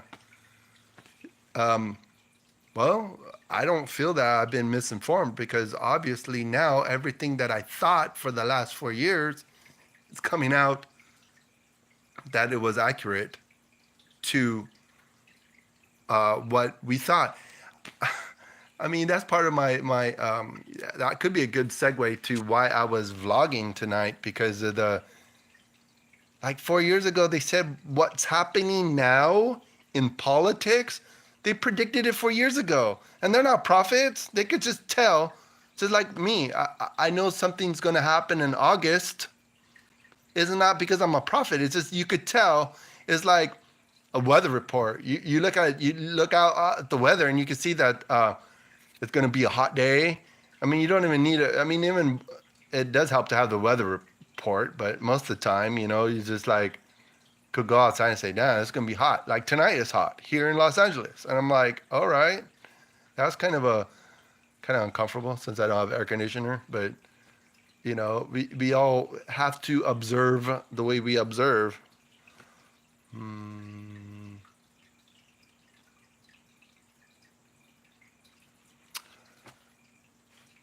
I know something's gonna happen in August. I hate to be specific, but if you watch my video I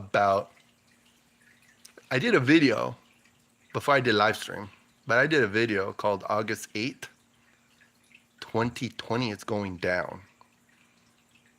No, yeah, and I did that video in 2019. But you just look at the horizon and you could kind of tell something's going to happen. I mean, look at what's happening right now in politics. People predicted what was going to happen. What happened today? People predicted that was what was going to happen. There's people that were doing bets. There's people in Vegas that were doing bets that the White House, the people in the White House weren't going to be in the White House in 2025. I don't know how much I could talk, because I know that a lot of these vloggings, the artificial intelligence is listening too. The artificial intelligence, that's another thing.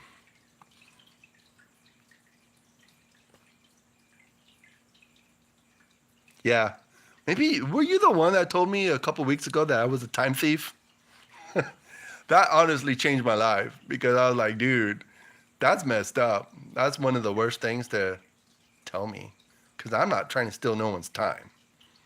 Dude, that totally like made me think about having better content, because I know people doom scroll on their phones, and they're doom scrolling. And dude, time thievery is like those people that will get a pot or a bowl and put a bunch of ingredients in it, just keep on putting ingredients in it, and then at the end of the video, nothing ever happens. That's like time thievery. It's actually kind of satisfying. See people mix like sand, coffee grounds, water, whatever. They just keep on putting stuff in a bowl and they keep on mixing it. It's like, yeah, that's time thievery, man. I hate those videos. I really do. I'm just sitting in bed needing to go to sleep. Yeah, but time gets wasted every day. Dude, yeah.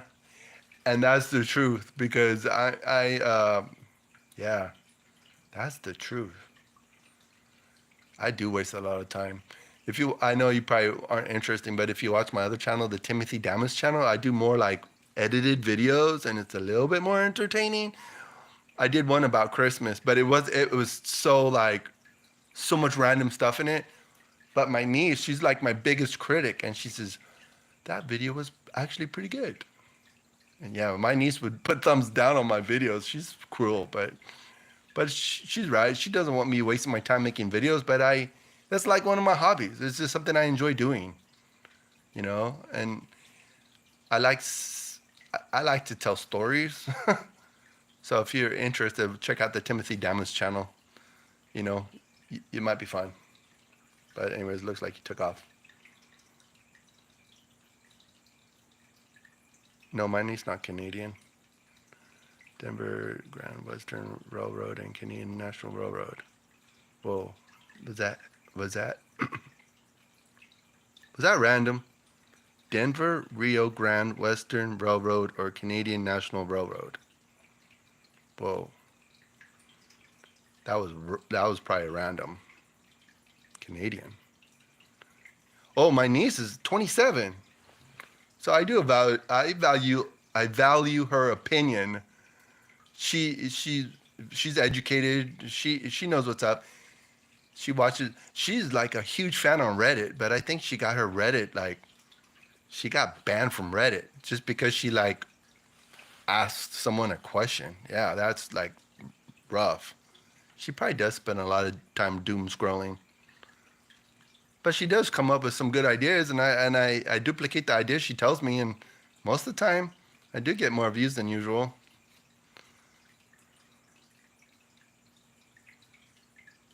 Wrong answer. William J. Palmer is disappointed. Yeah, I know. Unfortunately, she's too smart for her britches. You know, she says she should settle down, in my opinion. But maybe she doesn't want to settle down. That's fine. Anyway, that's a side note. That's just my opinion. I'm 48. I've been married twice already, and I had one live-in relationship. Not good, man. For someone that's supposed to be a Christian, I have a really bad history. Bad. Because I don't really have discipline when it comes to chicks. I do now. I'm 48 years old, so when it comes to women, ugh, I'm very careful. It's called extreme vetting.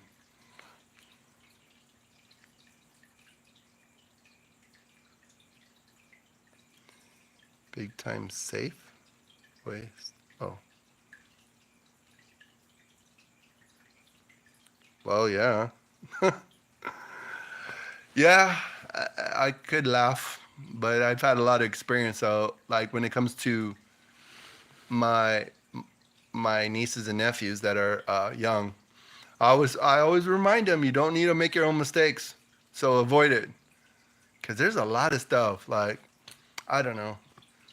There's a lot of times I think about like how my life would have been if I made better choices. Huh? I don't know. You never know what could have happened. Like one time I was supposed to go to like a some sort of seminar about being a California Highway Patrol officer, and the night before I got really badly drunk, and yeah, so the next day I was supposed to go to that, and I slept in. Wonder why. That's weird.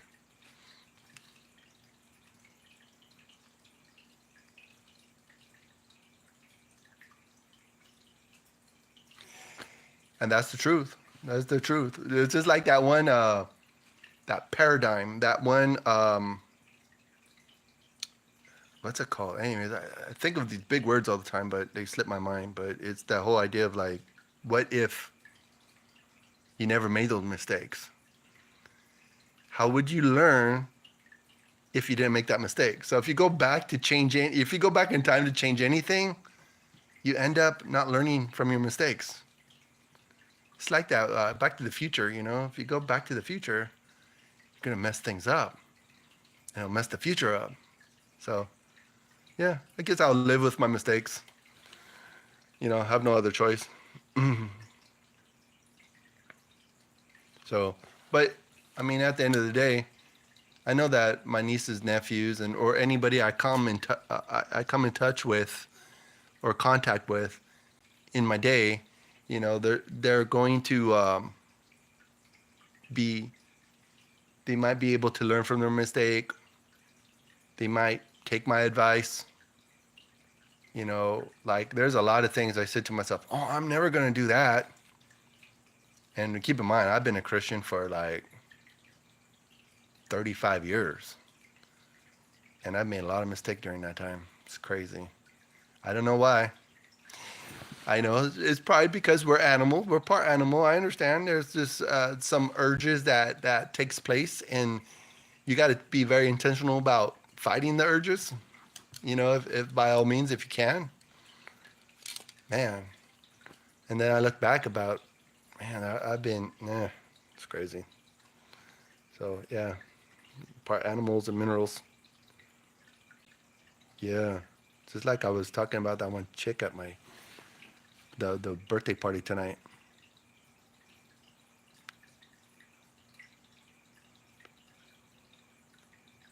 Yeah, dude, I'm living that, dude. I mean, I am definitely embracing the fact that I'm not perfect, but I'm smarter to try to avoid those really bad mistakes, like cultivating a relationship with a woman because she's pretty, but that's only skin deep.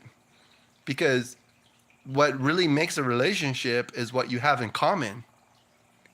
And the more I find out I have nothing in common with this woman, even though she's pretty. I mean, my mind goes into the gutter, but I know cultivating a relationship with her will not go well. So, by all means, I'm going to avoid that. And I never know. Down the road, there might be some women I might meet down the road I might have a lot in common with. And the only way to find out is to do extreme vetting because it's what you have in common is what makes the relationship last. You may be able to have some really nice fun, if you know what I mean. You may have a good time, but I mean, to me that I'm older, there's more than just a good time. There's also like someone I could interact with. And yeah, is like the true spirit of it all. So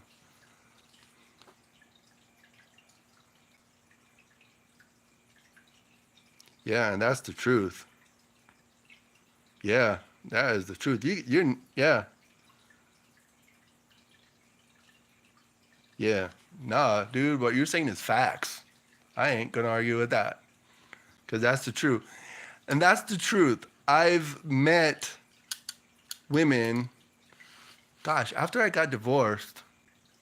Well, I haven't got divorced yet. Sorry. After my marriage broke up, I was interacting with some women, and I've been advised not to try to date them. So I tried my best just to keep my cool. But they were pretty, and they had like really nice hearts. It was after being in an abusive relationship. It's like I'm really attracted to those women that have really good hearts, and those women that have the really good hearts and the good mind, a good soul, a good spirit. Those are the ones that I get really nervous about talking to because it's like I feel like being really scrutinized. I get really self-conscious. That remotely makes sense. See what time it is. Sorry. Um, yeah, yeah, and that's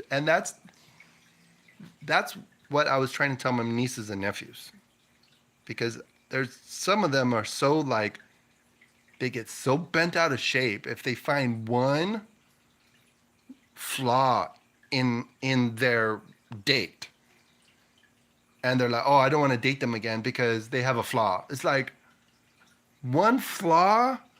I mean, the fact is, of course, you want like if you're giving them a grade, you want them to get 80% at least. I mean, yeah, at least 80%. That's fair. But like that 20% that maybe they're not good on is like, really, could you work with it? I mean, there's things that you got to work with.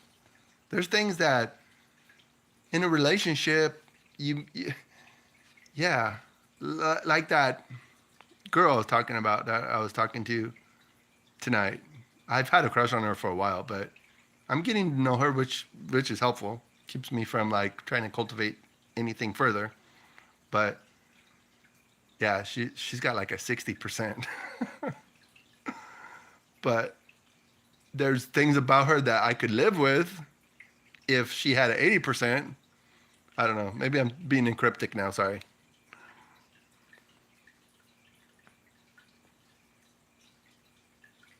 Yeah, and that's the point. I discovered that maybe her heart is not really that good. Oh, okay. Let me not say that because that sounds really kind of pathetic. No, there's things about her heart that I wouldn't be able to deal with. She's good-hearted. I mean, she has a. I mean, she's my coworker, and we're working with people. We're working with patients, and you have to have a certain amount of heart, a certain amount of bedside manner that matters. So yeah, I mean, but there's other things that I've kind of got to know that it wouldn't be a good match, you know. So it's like I said, at 60, yeah, and that's the thing too. I've discovered because there's these girls that I know that are like a 90%, and if I'm a 70%, they're going to look at me and be like, "No, you're no good." To them, I need to at least be at 80%. So what I'm looking for in a relationship, I have to be that person. I have to be that person with a good heart. If there's flaws in my heart, they're gonna find that out and give me a 70 or 60%. So it's a circle. I get it.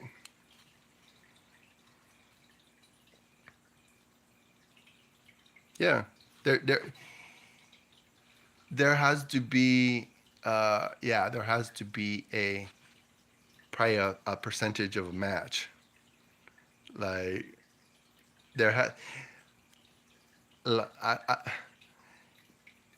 it's been said opposites attract, which is fun and interesting at first. If you're both opposites, it's interesting. I mean, the main interesting thing about being opposite is that for me, is like she's a female and I'm a male, and so that's a nice opposite to have. But as far as like what's going on with like hobbies is a really important thing to me. I like making videos. I like a lot of stuff. I love cars. I just, I mean, I have my freaking fish tank that I just started, and that was a hobby I never had before, which I have another one, anyways. But yeah, hobbies is a big deal. I need to be with somebody that has similar hobbies, or maybe that they have hobbies, period. Because if I were to get married again, I want them to be able to occupy their time while I'm occupying my time. The best score would be having a female in my life that actually likes cars. I mean, I've met girls that like cars. That's cool. That's a score. But anyways, just stuff like that. Yeah, that's exactly it. Yeah, exactly. It's at first in a relationship, you want to be around them all the time. But then after a while, you want to be able to miss them. It's like, oh, why are you still here? I don't have I think that's that one joke about like, why aren't you gone so I can miss you? And there's some truth to that. You got to be able to have time away from each other. So when you get reacquainted, it's not like time away from each other that's necessary. Yeah. No, but I get it. But that's the truth. Yeah, you got to have time away from each other. But yeah, at first you want to be around each other all the time. But then after a while, you're like, you're still here. And it's not because you don't like them. It's just because you need like some space. It's not like space that you want to go out and have fun with other women. That's kind of not what I'm saying. I don't want her to. I mean, maybe they have a male friend, but I don't know. That's kind of a dangerous area, I think. But I could be wrong. Yeah, that's a good dude. That's good.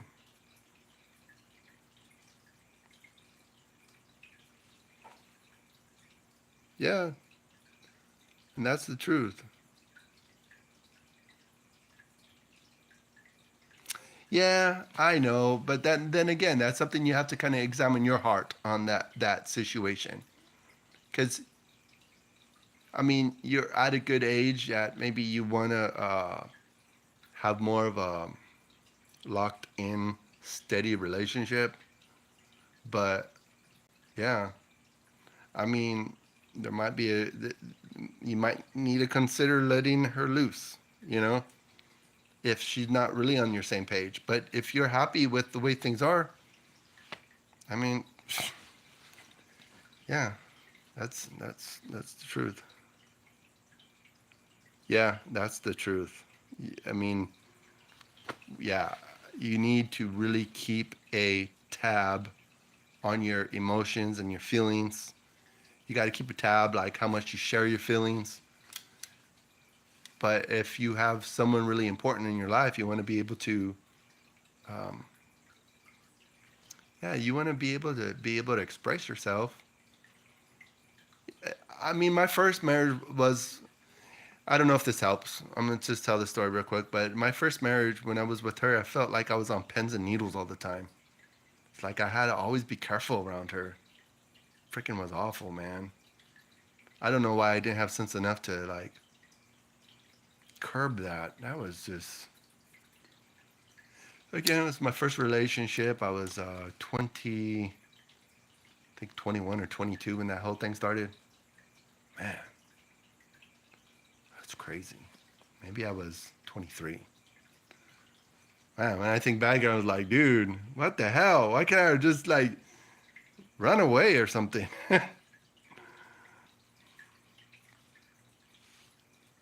Yeah. Yeah. Rejection is a good way to make you stronger. It really does. And that's the very unfortunate thing for me. I spent a lot of time, well, my first marriage was cultivated pretty organically, mostly organically. My second marriage started from the internet. Some people I know, they started their relationship from the internet and they're married today and they've been married for years. So it's all like my favorite saying is like a gambling slogan. When I was living up in Washington State, one of the gambling slogans is like, know your limit, play within it. So it's just knowing your limit, knowing your boundary, knowing, what you could handle or not. Because if I had more rejection in my life, man, I could probably score some pretty nice ladies. Because these ladies, man, if you don't have, anyways, I could. That's not my original subject, but no, I appreciate this segue because it's pretty good. Yeah, exactly. It does. Yeah, yeah, that's the truth. I mean, yeah, sometimes it will scar you, but then again, just like with any kind of activity, calluses could be a good thing. It could be good to have calluses, just like when you're mountain climbing or playing bass. Believe it or not, I used to play bass in a metal band, and you need to have calluses on your fingers. Man, I probably don't have calluses on my fingers anymore, which kind of sucks. I like I like playing bass, but yeah, calluses, rejection, disappointment.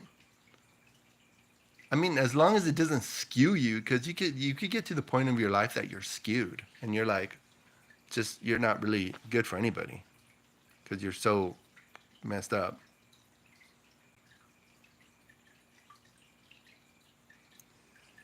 Yeah, you need to really be careful about projecting. Yeah, you gotta. Yeah, you're right. You gotta be very mindfulness. You gotta be very mindfulness. You gotta pay attention to your own self, your own feelings, the way you're taking it. If you're empath or what's it called? There's different ways that people read emotions. There's different ways that you have to like be sensitive. Like for me, I think I get to the point of being oversensitive, and I do create situations that aren't really there, which is kind of a yeah, not a very healthy thing at all. It's not. Yeah, I'm not. Yeah, again. Yeah. So that's yeah, that's pretty much where I'm at with all that stuff. And to shoot, did you? Sorry, myself. Yeah, of course. We are our own worst critic. At the end of the day, we're the worst critic. That's like one of my things I like to remind people is that I know, like, they could talk crap about me all day long, but I'm old enough to know that everything that they're probably saying is true. So don't bother me because I know me, I know myself, I know my flaws, I know about all my terrible habits. I know about the certain things in my life that just, yeah, kind of keeps me in check. And it's good to stay in check. You got to stay in check, really, because you could be a more productive adult and be able to engage the people around you when you have humility, because it always is better to be humble than to be not humble. Because, yeah, that, yeah, there's just some things about life that when you experience it, you get more knowledge, more wisdom, and essentially, wisdom is the way you apply the knowledge that you learn, the different things in your life. How do you apply it? Just like finances. You learn that maybe some investments or some ways of using your money is not wise. So you need to take the knowledge, apply it, and say, you know what? Maybe I shouldn't go to Starbucks today. maybe maybe I should use my loyalty program, or maybe I shouldn't go to 7-Eleven. That freaking cup of coffee is not. It tastes good, but it's not really good for you. So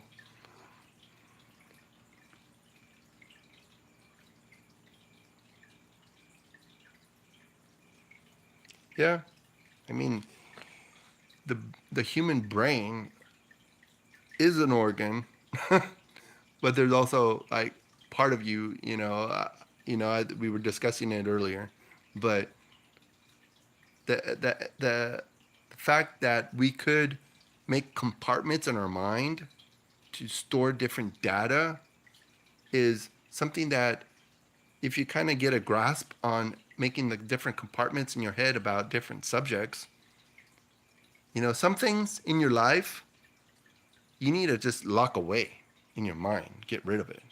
Well, you can't really get rid of thoughts, but you can lock them away. Take, I mean, the Bible says, take every thought captive. You got to captivate your thoughts. Those really bad thoughts, you need to just lock up. Just put it away somewhere in your compartment so you could be able to engage people freshly and more intentionally, more,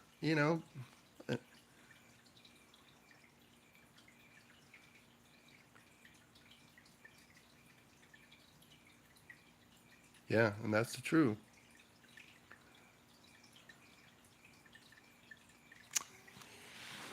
That is very thought provoking. I mean, if there's things in your life you could throw away, like thoughts that you could get rid of, but like the human brain, I don't know if you could really get rid of anything. I mean, you could get knocked out. I mean, you could get amnesia. That might be a good way to forget some stuff, but then again, you can't really control what you forget. So some of the thoughts that you want to forget, they might be connected to thoughts that you don't want to forget. So this is like that saying about forgive and forget. That's not true. You can forgive, but forgetting kind of puts you in a vulnerable area to maybe allow for that mistake to happen to you again. Fool me once, shame on you. Fool me twice, shame on me. Fool me 3 times, you're dumb. Something like that. I don't know. I'm not good with all these slogans. Sometimes fighting something. Yeah, that's true.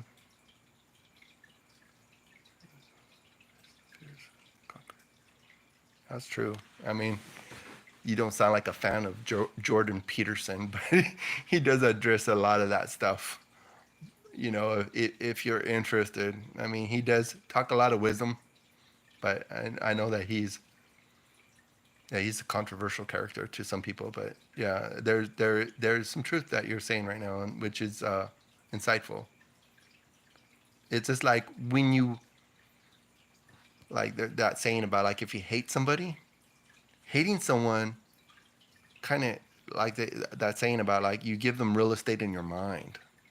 Like, why are you going to give them any space in your mind if you hate somebody? Why bother with them? Just forget about them. But usually, if you hate somebody, you have an emotional connection to them, and that's probably what causes it to happen. Because you're like, oh, I'm, you know, I hate them, and you obsess over them. So yeah, yeah, there's some real estate you don't want to allow in your head, and that might be one. Oh my gosh, my hand's getting tired. Sorry.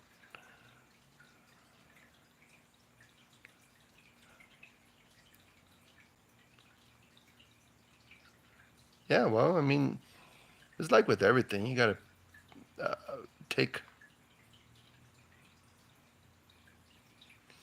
Yeah, well,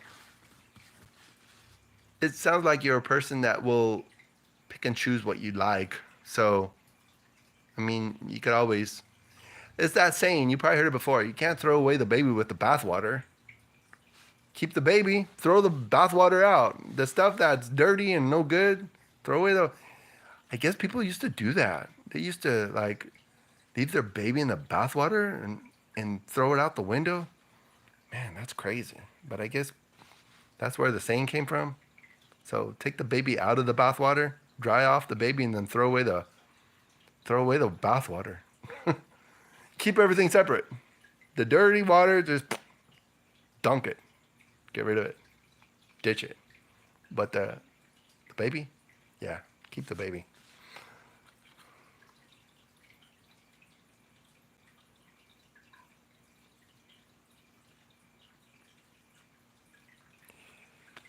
Oh, that's that's very thought provoking. Yeah, maybe there is no baby. So just throw away the whole freaking bathtub. Why do you need a baby bathtub if you don't have a baby? But I guess you could use that baby bathtub for other stuff if you have hobbies. That's true. There might be something to it. But that's something that's very yeah. No, I like what you said up there too. Let me see. Oh, about doubting Thomas? Doubt. Man, I doubt a lot of the time. But usually when you doubt, it will grow you. It will make you like try to look for the answers. It will make you to yeah. Yeah, doubt away. Whatever's in your life, doubt it. But as long as you don't like live in that area of doubt, don't live in the doubt. Try to overcome your doubt. Try to look for something. Try to dig deep. Whatever it is that is really yeah. Anyways, I don't think there's anything wrong with that.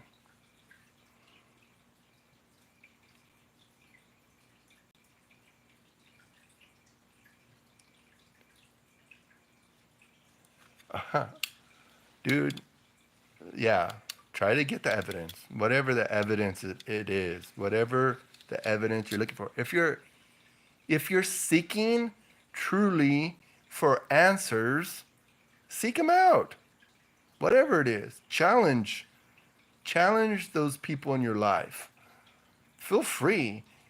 Like for me, I used to get upset and back down from people challenging me, but now that I'm older, I'm really set in my ways and I feel that I'm on the right path. So there's no real way to knock me off that path. Well, there probably is. There's probably something always down the road. That's why I got to keep my guard up. So there has to be a good amount of guard and a good amount of yeah. I mean, it's like I've said before. Don't be so open-minded that your brain falls out. You still need to have a little bit of like common sense.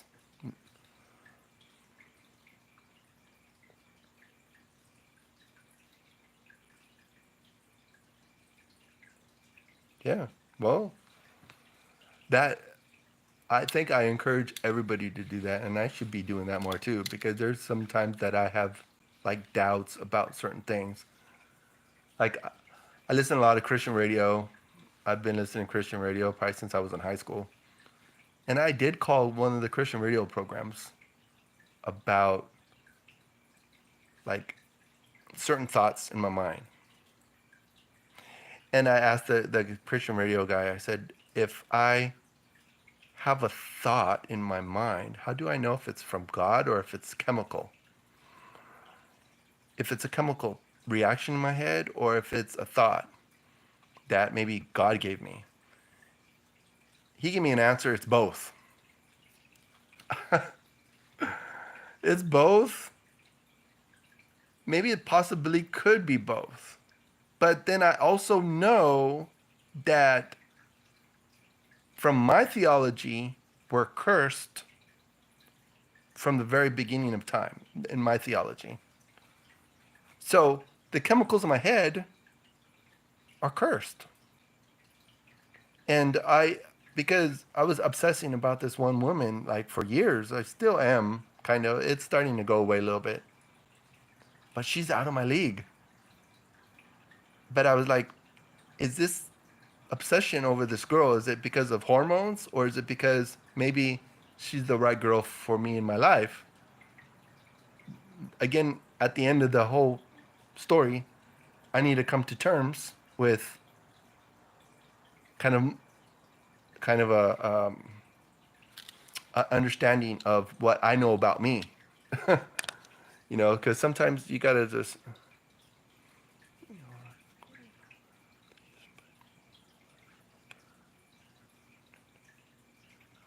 fully allege the truth. I don't think God is going to communicate with you directly. Well, and that's the truth. God, from what I believe in my theology and what I read in the Bible, we have to live by faith. There's a certain amount of like, sometimes I'm not going to get evidence. I'm not going to get answers. But I have to live by faith. Faith comes by the word. As long as I'm seeking God, I hope that I'm in his will and I'm going to start, because I'm telling you from my experience, whenever I went out of God's will, it did not go well. It went very badly. It went bad. Even in spite of my intuition about certain, like even my last wife, at the jump, I knew it was not right. So, but that was a chemical and a spiritual thing going on. And I just leaned towards the chemical instead of leaning towards the faith, saying, no, run. This chick's gonna ruin your life. And she basically did. I'm pulling myself out of it, but, you know, yes. Yeah. I mean, at the end of the day, it's by faith. Just like I can't prove God, just like you can't prove God does not exist. You can't prove God does not exist, and I can't prove that he does. Because at the end of the day, we have to live by faith. We have to have a faith, and and I would argue faith is probably going against the grain. Yeah, like we were talking about earlier about how it might be like a DNA thing. I don't know. My mom's not religious. My dad, he was kind of religious, but kind of a funny thing. He, I mean, yeah. At the end of the day, we have to live by faith. I mean, the Bible says to live by faith. So, I mean, I guess I'm harping on it. Sorry, I apologize.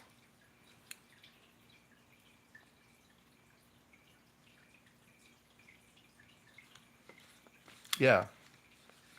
We live in a culture that we want instant results. We want instant gratification. Shh. Seriously. I mean, a lot of my bad choices the last probably 10 or 20 years is because I wanted some gratification in a certain area instead of keeping my cool and waiting. Because I know for a fact I probably crossed paths with probably that 80% girl, but because I was in a hurry for quick satisfaction and all that stuff, yeah, I went off the rails of a crazy train. Going off the rails of a crazy train. Then there's no interaction. God is passive watcher. No, I don't believe that. Yeah. Well. No, I appreciate you sharing that with me. But I believe God is actively trying to grow His creatures.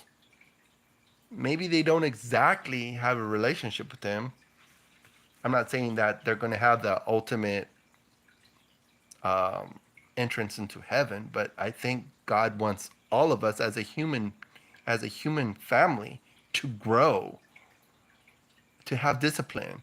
The very like in the 1940s and 1950s, a lot of the culture was based on having a discipline, on having a etiquette, on having a morals. Like the families in the 50s and the 60s, maybe not so much in the 70s, the families would have dinner together. The family was the basic core of a unit, having a relationship with dad. Like I had a relationship with my dad. He was a Vietnam vet. He had a lot of, I guess, lack of a better term, he had a lot of demons, but I got to know him towards the end of his life. I miss him, but I got to know him. So, but it's all about relationships.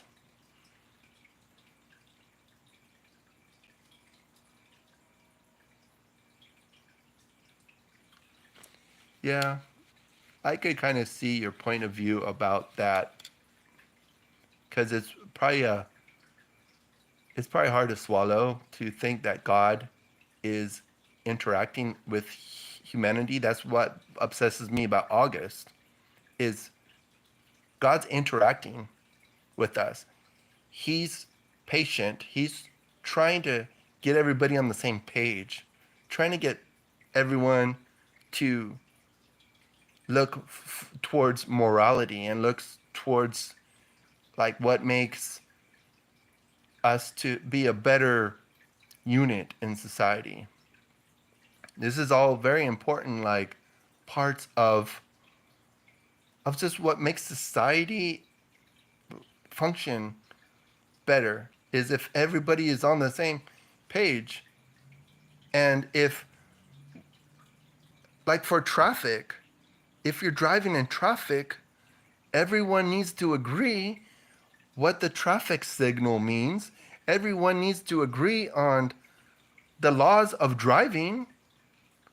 So I think God is showing us this is how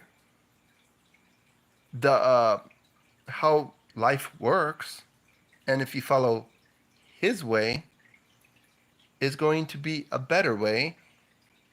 But He will intervene, and I think He does intervene. I've seen Him intervene in my life. I've seen Him. Um, I mean, like I guess lack of a better term, slap the crap out of me for being a bad boy. I've seen that in my life.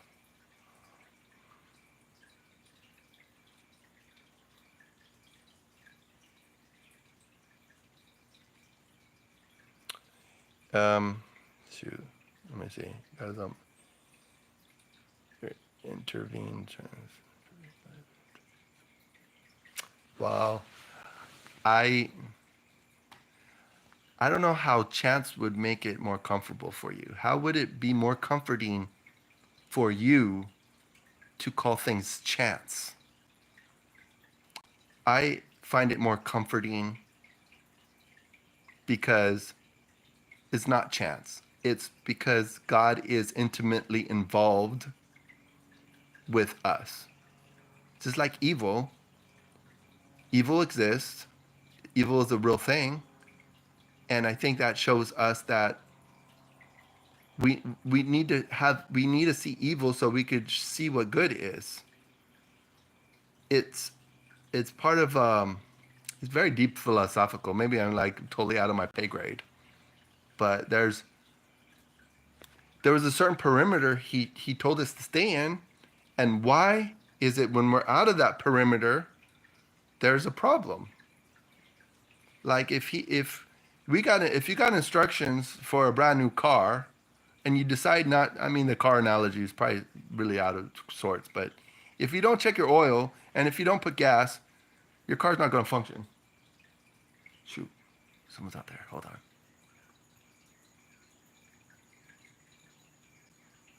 Whoa. Anyways, that was kind of loud.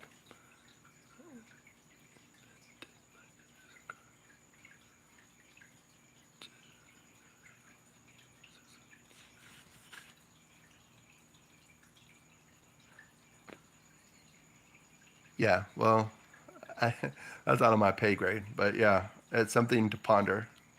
I've heard a lot of different arguments.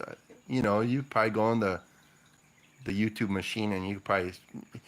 I mean, I went on my algorithm one time looking for not my algorithm. Sorry, I tried to search something that was contradictory to what I believed, but my algorithm already like was showing me everything I did believe. So yeah, maybe. Yeah, anyways, they could just tell from my searches that I didn't want to know about that certain subject, but I did find out eventually. So.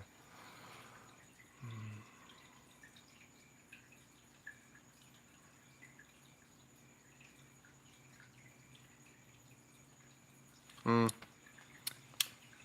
well, yeah, yeah. That's where it's very conflicting because the Bible teaches that our true identity is not good. So I would have to probably it is an echo chamber, which is terrible, because I like what you're doing to me now, and I appreciate it because I need to be challenged. I mean, that's what I liked about my ex-wife. She challenged me in every way possible, and she made my life miserable. But I feel like a better person now that I've been through that, because I know I don't like that crap. But yeah, she challenged me like crazy, and it's good to be challenged. An echo chamber, just like a lot of my political views in the last 4 years changed because there's BS on all the angles that you look at. I don't know if someone's outside, but I keep on hearing noises out of my yard. That's pretty uncomfortable. Maybe it's the fish. The fish are trying to get me. What time is it? Whoa, my gosh, it's almost midnight. It's almost midnight in Los Angeles. Man.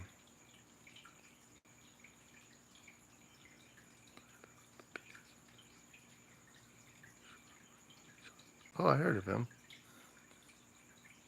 Is that the the wrestler? All right. I think I probably should check out now, but I do appreciate your interaction with me. No, I'm not Shawn Michaels, but I do like wrestling.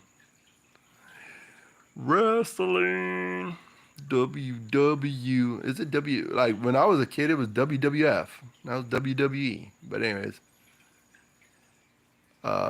again, that interaction was really good, and I appreciate that because I, I really feel that I grew a little bit tonight, and I usually try to do a live stream on Sundays because anyways, I could get into all the details, but yes, I never. I'm usually not on this late, but I went to a party today this afternoon. Yeah, it was this afternoon technically. Yeah, that's why. But a lot of my conversation was about that interaction with that girl, which was pretty nice to talk about that because Yeah, she's hot. I wouldn't mind being trapped on an island with her. Did I say that out loud? Oh my gosh. Naughty. That's so naughty. So, yeah, but yeah, make sure to subscribe and watch my other content. Maybe there's something there that might be remotely interesting. If not, yeah, if we meet again, cool. If we don't, first time checking YouTube live. Yeah, thank you for checking it out. But yeah, I'm gonna try to be a little bit more consistent, and I'll just have a little bit more, yeah, because it's definitely good to. Hopefully, somewhere, maybe someone was listening tonight that might have grown from this conversation, because I think that's the main thing that we need to do as human beings. We need to help each other grow and to become better, whatever it is. Challenge people. For me, it's having the confidence to challenge somebody and not back down, not to be ashamed, because I am who I am, you know. And if I could win somebody over, that's good. If not, at least we're all growing. So, all right. Anyways, yeah, it's almost midnight. I can't believe I was on this long, but that interaction was fantastic. So, again, have a good night and be cool and all that stuff. And yeah, keep calm no matter what happens in August, whatever happens the next couple weeks. Keep cool and think clearly. Just stay in the game. It's very important. Don't panic. Don't freak out when things are going crazy. Keep a cool head. And whatever happens is going to happen. So that's where I'm at.